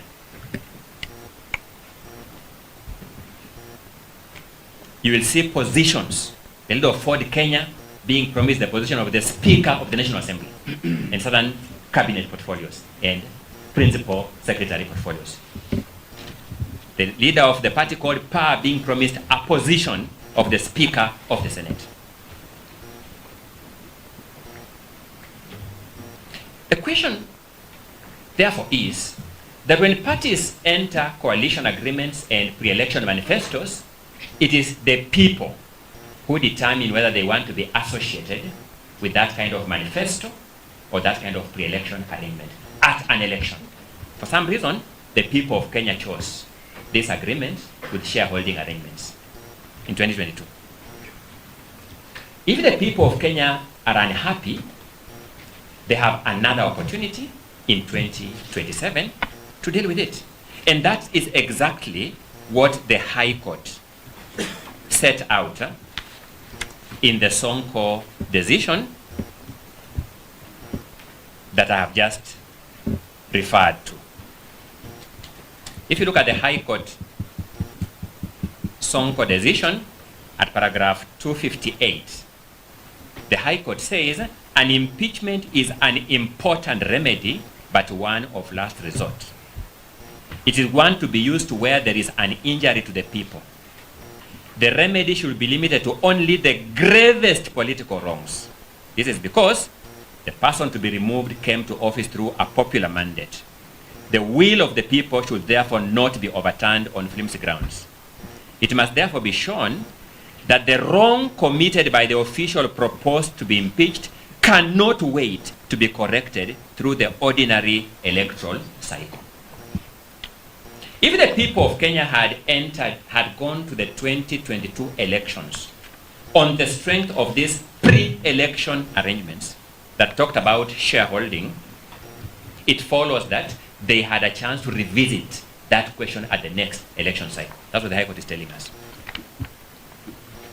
But, my lords, the more interesting one for me is at page 95 of the Hansard of 16th October 2024. You'll find the following very interesting conversation between Counsel Tom Macharia and the motion mover, Ecomas Mwenge Mutuse. I'll briefly take through the conversation, my lord, but you will take note of the pages and revisit it when you retire to do duty of writing judgment.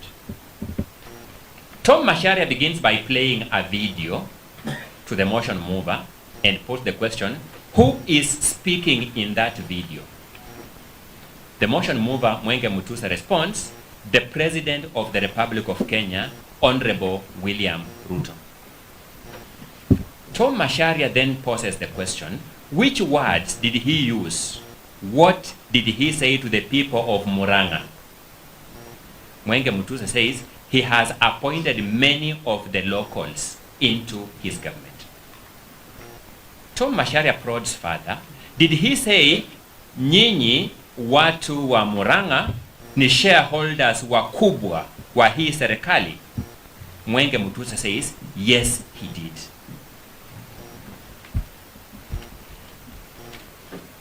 The people of Kenya have no difficulty waiting to assess their president at the next election cycle in 2027 following this conversation. The question we want you to deal with is this. Why is the president's reference to the people of Murang'a as shareholders in his government acceptable political rhetoric? And a similar reference to the people of Nandi and Kericho, because those are the areas mentioned in the motion, by his deputy, an impeachable offense.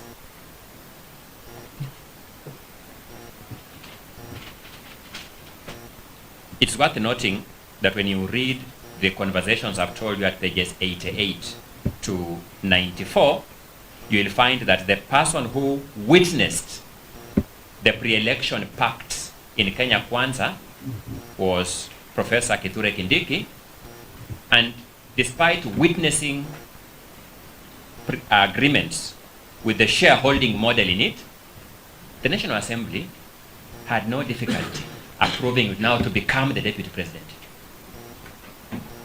It is that uneven-handedness that we want this court to ask itself this question. Did the National Assembly find a wrong, then sought to establish who is the wrongdoer to be punished, then found the deputy president? Or did it find the deputy president, then asked, what wrong can we put on him to punish him? Which is what appears to me to have transpired in this set of circumstances.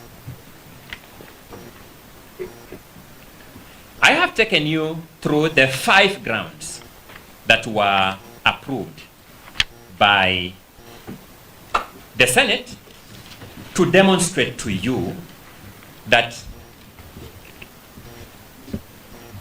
they were bad for multiplicity. That's grounds 5 and 6. They fell short of the threshold as set out in Article 150 of the Constitution, as expanded upon through judicial interpretation. And therefore, generally, they could not found a motion for removal of the deputy president from office. While principally, therefore, beseeching this court to allow this petition, allow me now to invite my learned colleague, Mr. Chel Dudley, to take you through the reading of the constitutional prescription on the impeachment procedure and how the interpretation of those provisions by the Speaker of the Senate fell way off the mark. Mr. Dudley, you're welcome. Thank you, my lord. Thank you.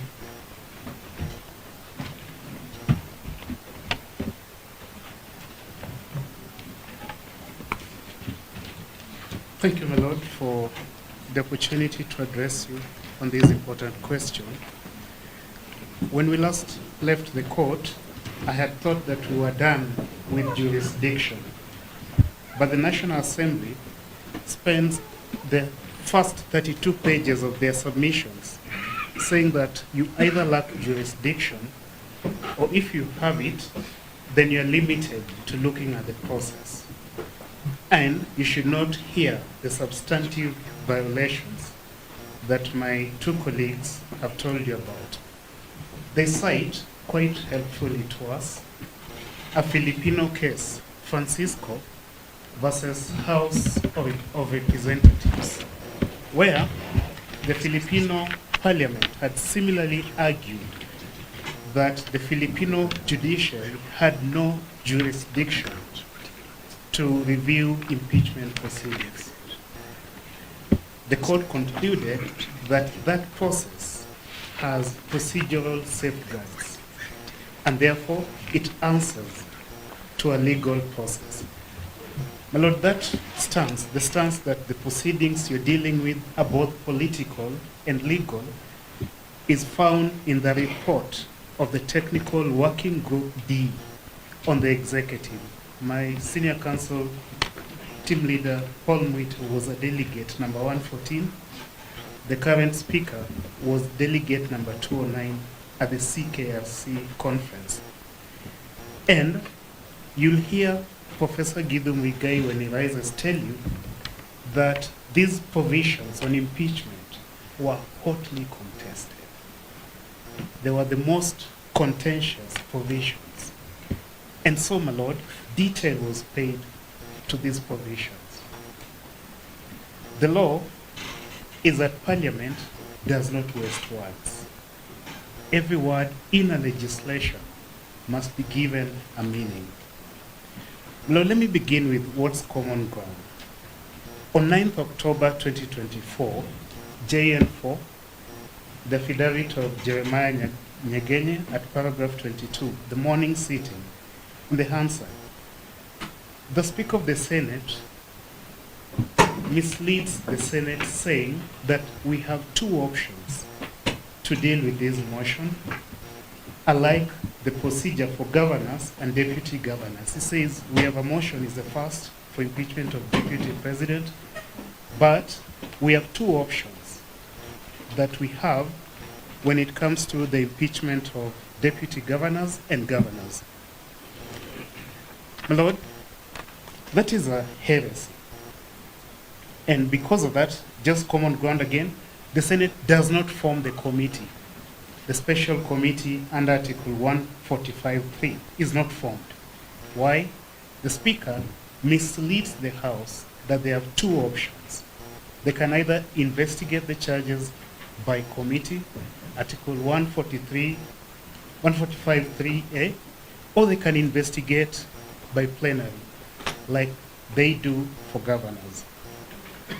My Lord, I request that my Lords be given our rejoinder submissions, table 1, because I intend to spend a moment or two there. My Lord, the Senate picks the 10-day timeline applicable to the special committee. Remember, they've dropped the committee. They've said, no, we have two options. We are investigating it in plenary. But they retain the 10-day timeline applicable to that special committee. And so, when the deputy president falls ill, my colleagues have addressed this, the Speaker holds on to the 10-day deadline applicable to the special committee for a plenary hearing. And the members of the Senate vote to deny the deputy president even the benefit of that 10 days, the balance of it. They say we must conclude our business today. In doing that, the Senate grossly violated the Constitution. My Lord, let me bring your attention to Table 1. In Table 1, we've tabulated the differences between Article 145(3), Senate Standing Order 78 and 80, and Rule 2, Rules of Procedure for removal of the Deputy President by impeachments and governors. My Lord, Article 145(3) does not give two options. It gives one option, and it says that within 7 days after receiving notice of the National Assembly resolution, the Senate Speaker shall convene a meeting of the Senate to hear charges against the President. And the Senate, by resolution, may appoint a special committee comprising 11 of its members to investigate the matter. The special committee has a constitutional function. It investigates the charges for seriousness. Then it reports to the Senate. My Lord, there's a may which seems problematic here, but we'll tell you where that may originated. But as it is, it makes grammatical sense. The Senate must convene within 7 days, and if the Senate convenes in 7 days and the motion is approved, there's something worthy of investigation here. The Senate may appoint the committee. It must not appoint the committee always. Why? Because sometimes you'll find that it's flimsy. The charge is that the deputy president, the president, wore a yellow shirt. He should have worn green. Or he wore a blue shirt when he should have worn a red one. Flimsy charges. My Lord, the test on threshold has already been laid to you. So literally, grammatically, Article 145.3a has an and. If you go to 143.5b and you begin with the Senate by resolution may appoint a special committee comprising 11 of its members to investigate the matter, and you leave the A, what have you done to the and? And is disjunctive. It means you must bring both elements of the law together. Parliament does not waste words. Every word used by Parliament in a law has meaning. And the court must give each word in the law meaning, especially if that law is a constitution. My Lord, staying with Table 1, Standing Order 78, which is a provision applicable to the President, reflects faithfully the wording in Article 145.3, word for word.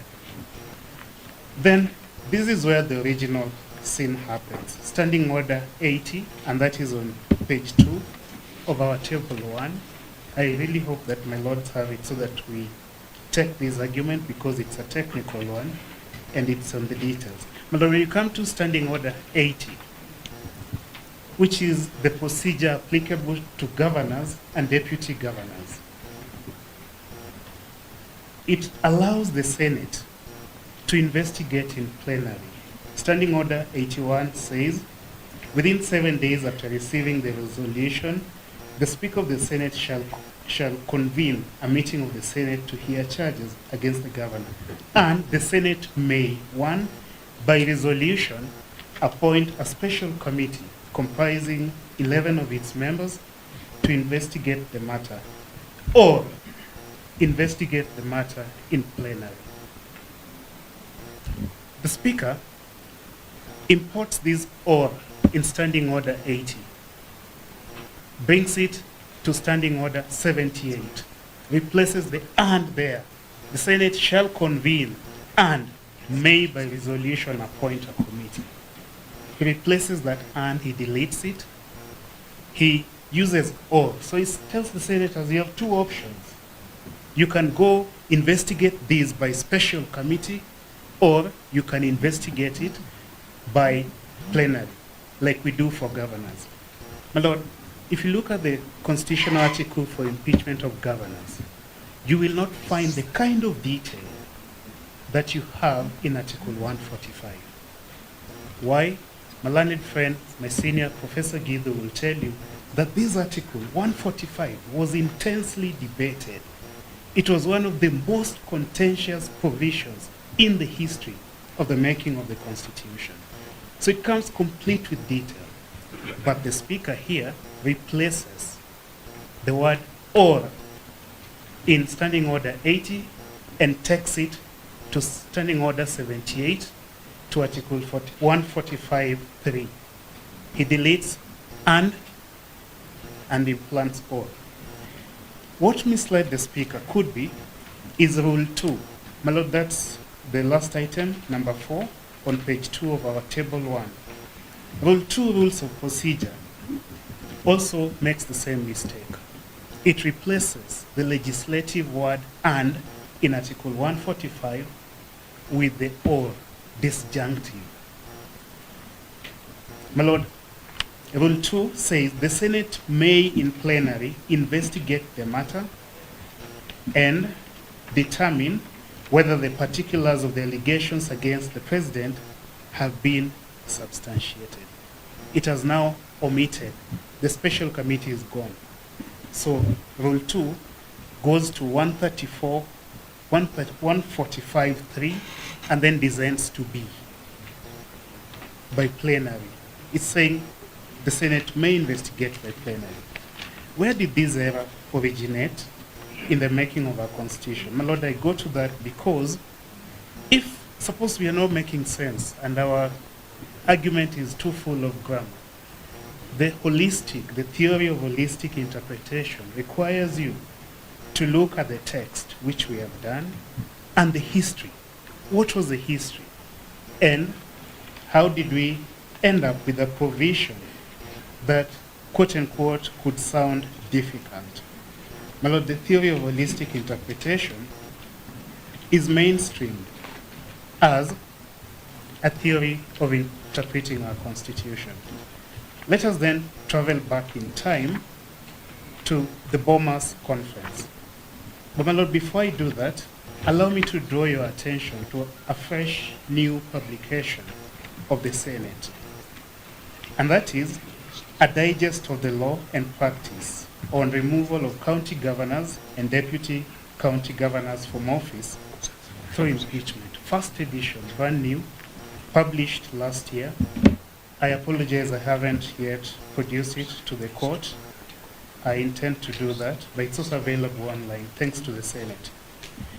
My lord, the Senate worries about this process. It says committee vis-a-vis plenary proceedings. And the Senate, this is about governance. It says that the law does not provide for any specific procedure. Page 104, a case digest. You do not have it yet. I've just apologized that I came across it yesterday because it's a new publication, but I will put it on record. When you turn to it and you look at page 104, you find that the Senate says that the law does not provide for any specific procedure. As a result, the county assemblies and the Senate are not bound to follow any route. That is what informs the rules of procedure, where the Senate may investigate. And that is also what informs Standing Order 80, where the Senate may use plenary to investigate. But, my lord, the Senate recognizes what this court has in Sonko High Court.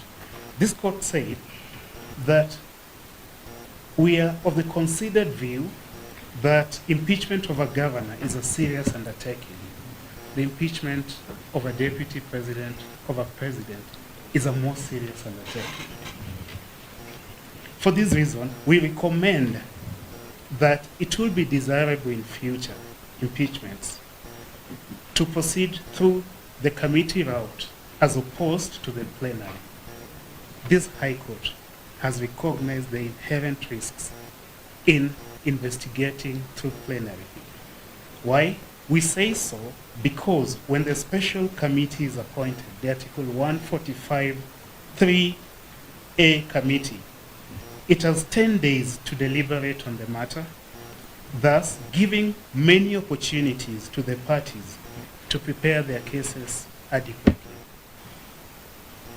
The committee gives the perception that each member is actually engaging in the process as opposed to the plenary, which can be perceived to be a mob lynching process. That's exactly what happened here.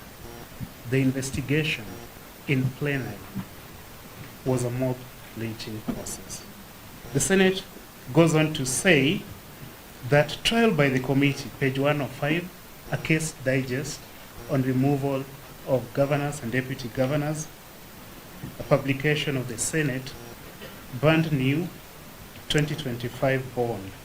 Trial by committee gives the Senate, through the 11 members, an opportunity to review the usually voluminous documents from the governor's team.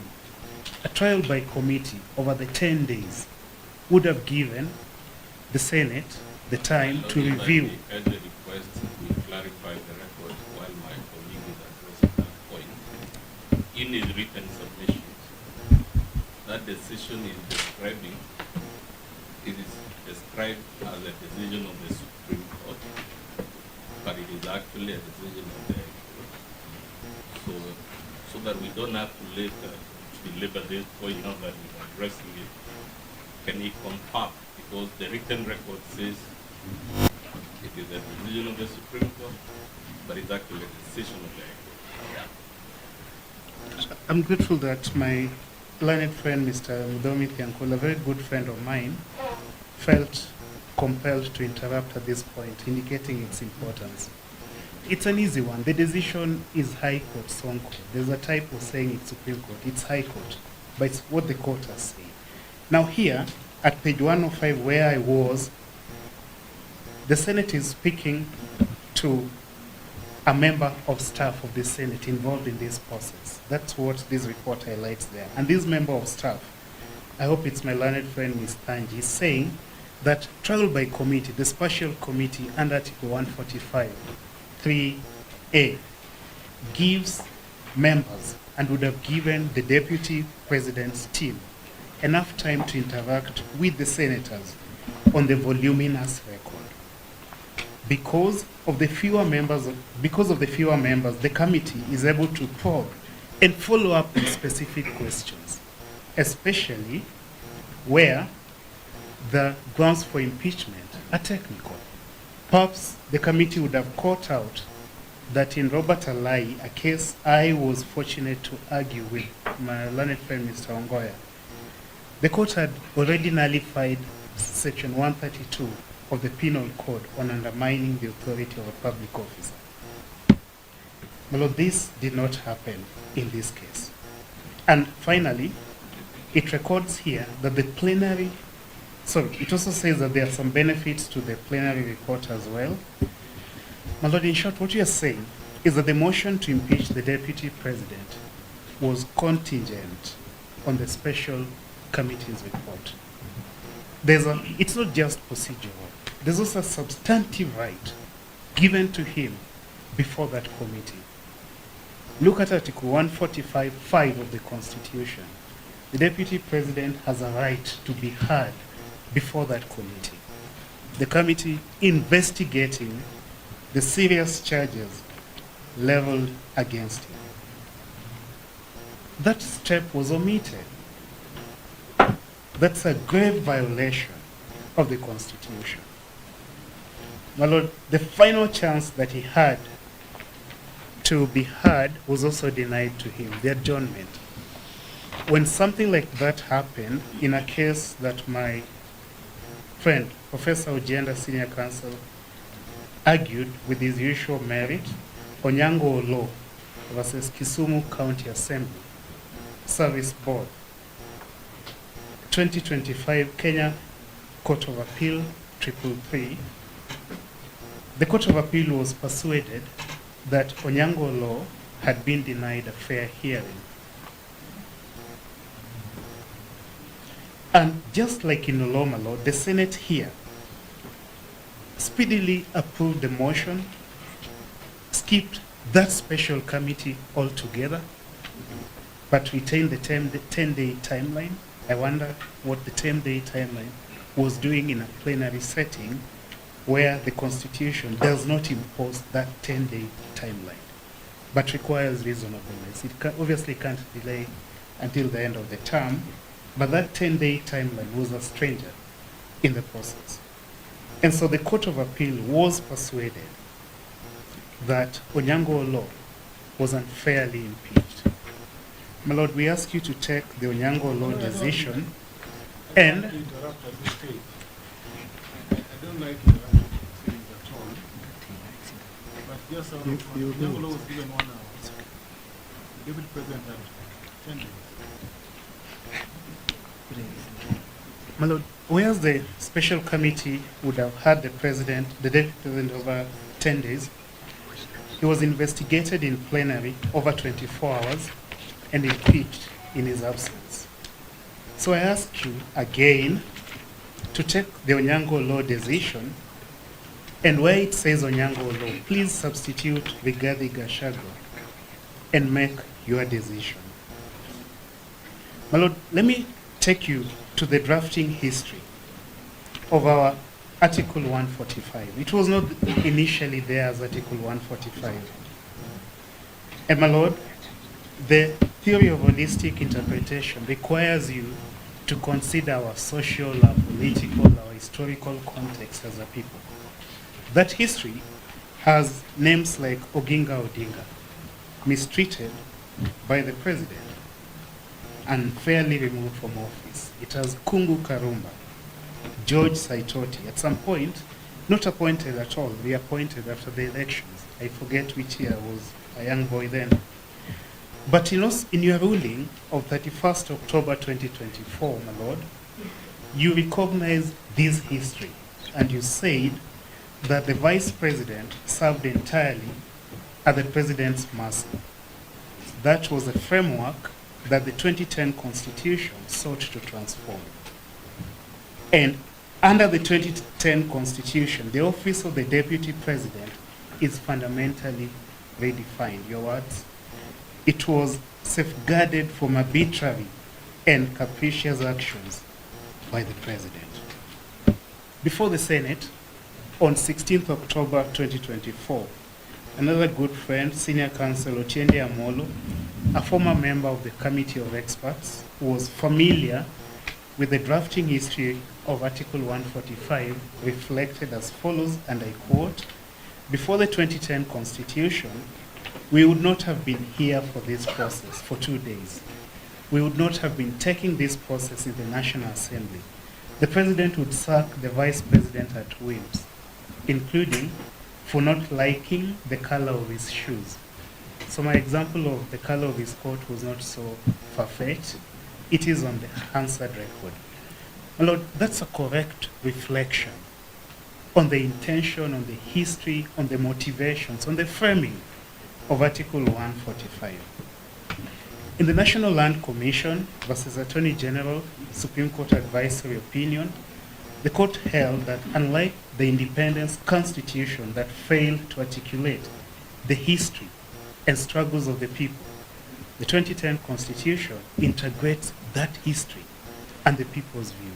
And so, my Lord, when you turn to interpret Article 145 and you encounter the challenge with the may appearing in the second part of it, in 135 3B, and you wonder why does it appear this way, you must remember the history. Speaking of history, at page 182 of the CKRC final report, and that, my Lord, is the lawyer's Bible, is the constitutional lawyer's Bible.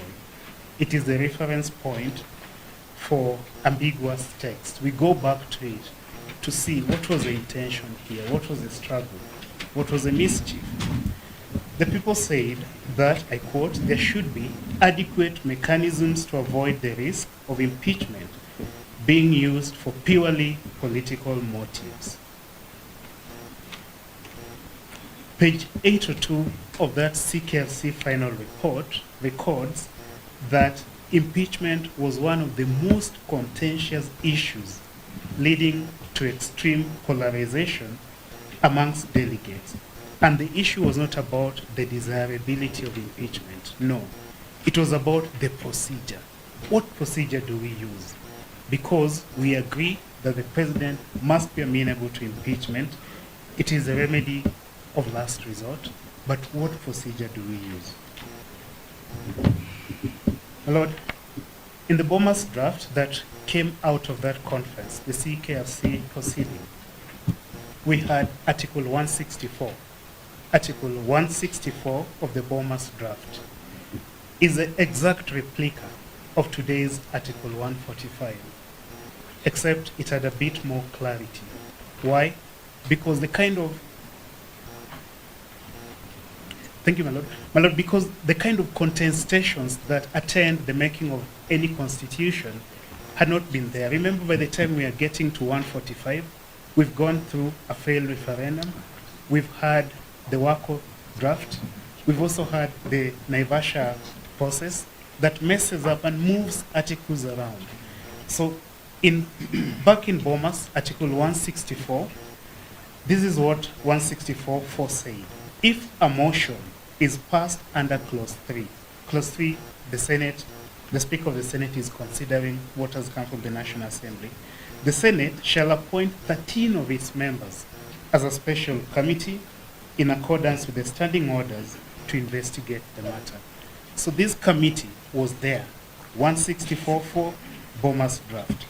The special committee shall investigate the matter, 164.5 Bomas draft, and shall within 10 days, so the 10 days is also there, It's not a new invention under 145. 164 Bomas draft had it. And the president shall have the right to appear and be represented before the committee. So this right also to be heard before the committee was also there. 164 Bomas draft.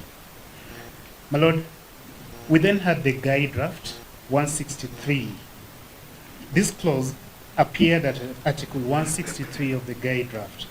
And it also said that if a motion is passed under Clause 2, the Speaker shall constitute a special committee comprising the Chief Justice and 13 members of the National Council.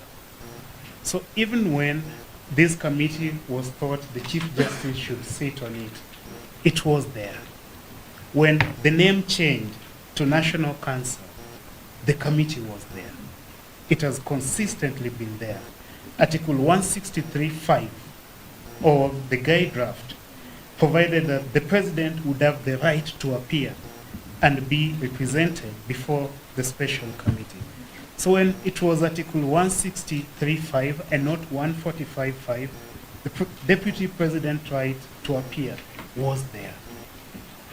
I take you next to 2009 Harmonized Draft Constitution by the Committee of Experts.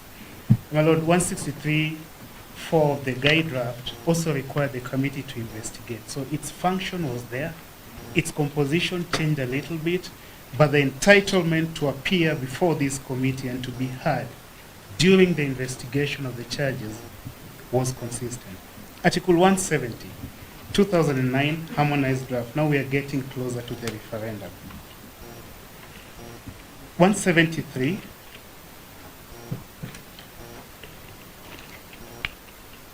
upon hearing the charges under Clause 2, Article 173, 2009 Harmonized Draft, upon hearing the charges under Clause 2, the charges approved in the motion that has come from the National Assembly, the Senate may, by resolution, appoint a special committee comprising 11 of its members to investigate the matter. So the number is now at 11.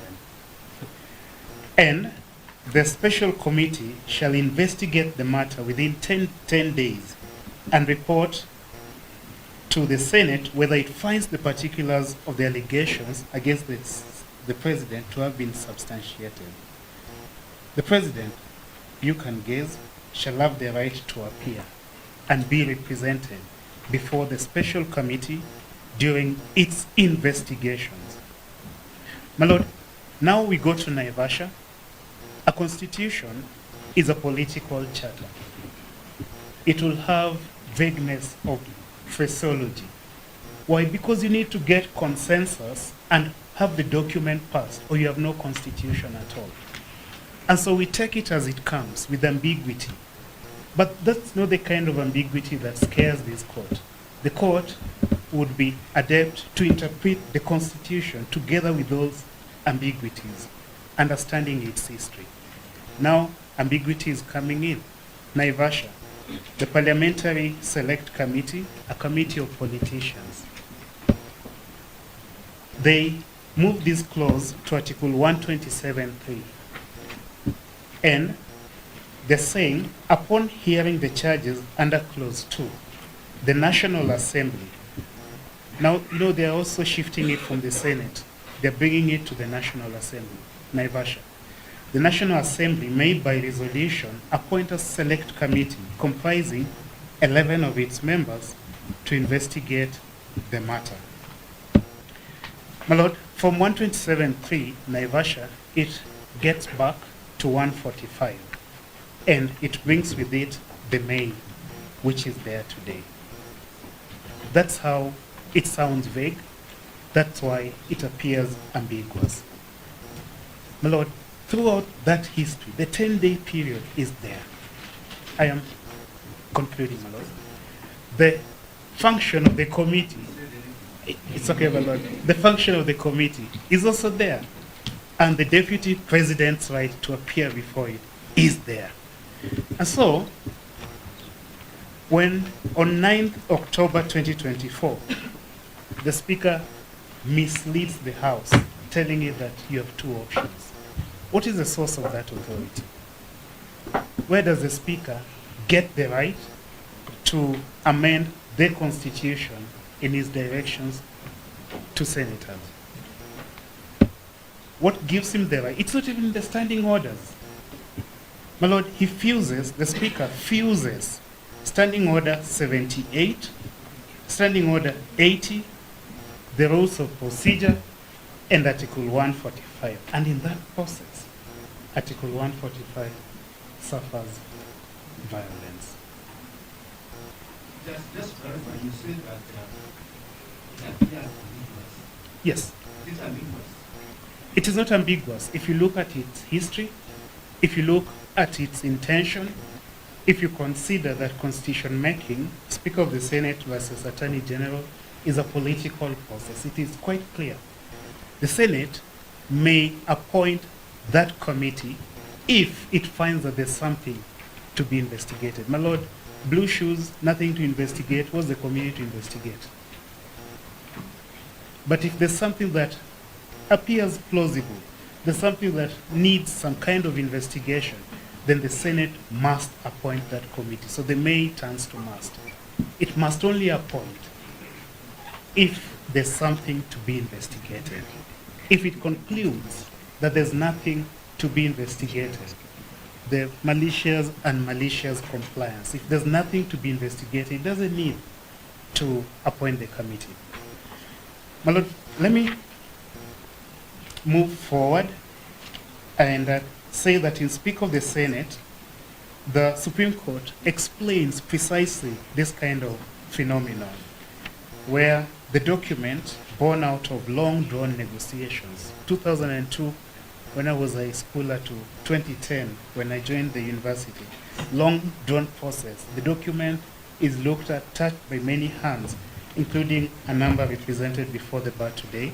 Constitution making requires compromise, which can occasionally lead to this kind of contradictions, where you have a shall in 145.3a and the may in 145.3b, and to those who are mischievous, it appears to be ambiguous. My Lord, political and social demands of compromise that mark constitutional moments fertilize vagueness in phraseology and draftsmanship. And when there's such, where do we turn? We turn to the court. And we ask you to interpret Article 145.3, considering the history I've laid out. Constitution making does not end with promulgation, it continues with interpretation. It is the duty of the court to illuminate legal penumbras that constitutions born out of long-drawn compromises such as ours tend to create. My Lord, the spirit of the Constitution has to be invoked by the court as a searchlight for illumination and elimination of these legal penumbras. My Lord, if this clause was so contentiously debated and nearly cost us the Constitution, how is it that the drafters could have intended that Senate can investigate these serious charges in plenary without saying so? How can such a serious provision be left to inference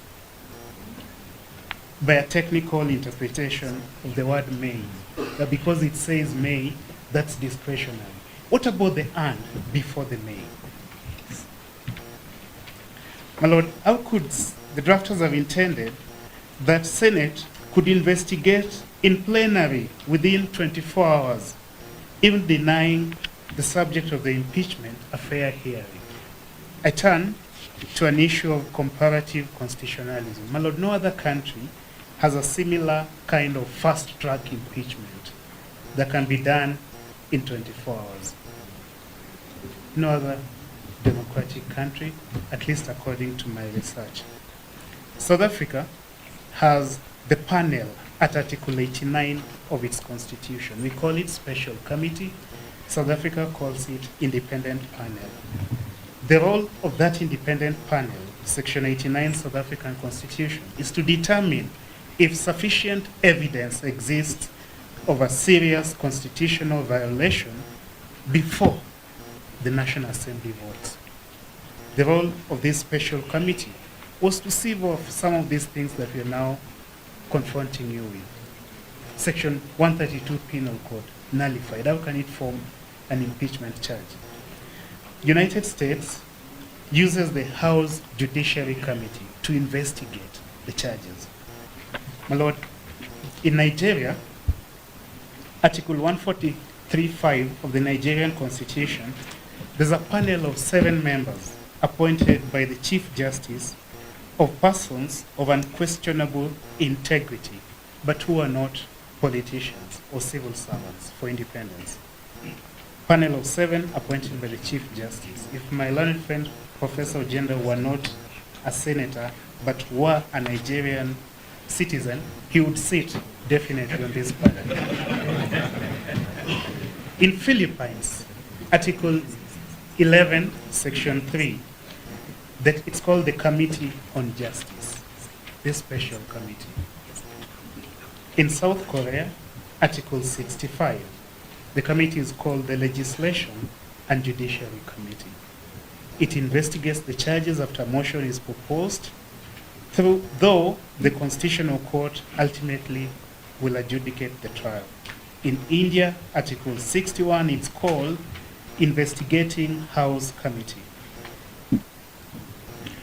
My Lord, the long and short of it is that what we had here was not a constitutional process that is worthy of this court's protection.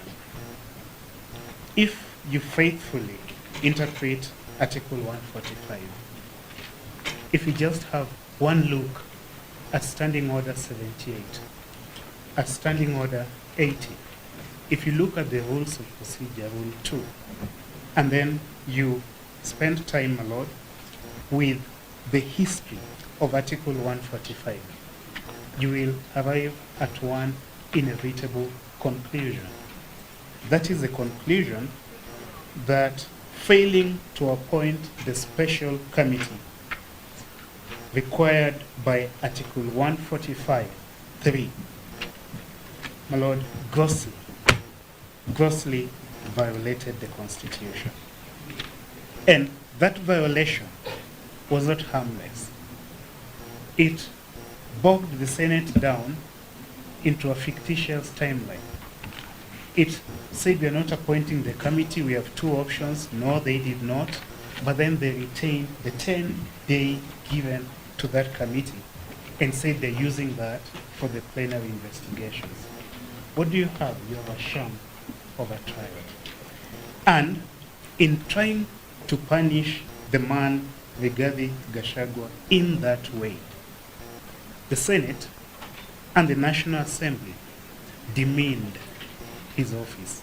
They demeaned the office while trying to punish the man. And in demeaning the office, they, my Lord, grossly violated the Constitution. My Lord, thank you for the opportunity to address you.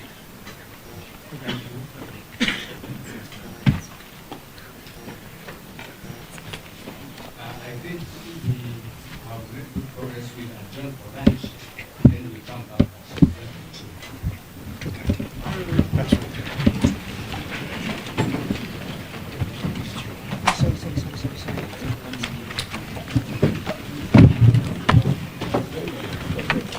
Thank you so much. You brought that argument. You know that argument yesterday I did right fast. Yeah? But after a while it began getting a lot.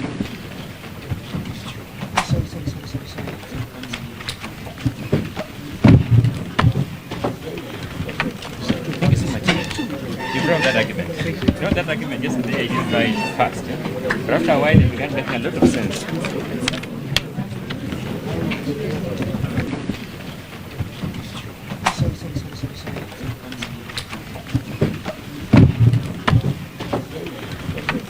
Thank you so much. You brought that argument. You know that argument yesterday I did right fast. Yeah? But after a while it began getting a lot of sense.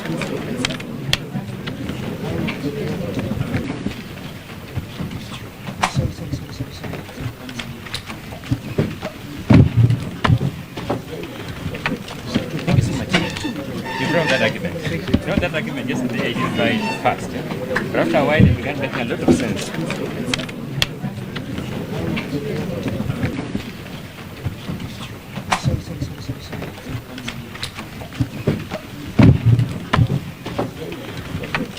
Thank you so much. You brought that argument. You know that argument yesterday, I didn't buy it fast. But after a while, it began making a lot of sense.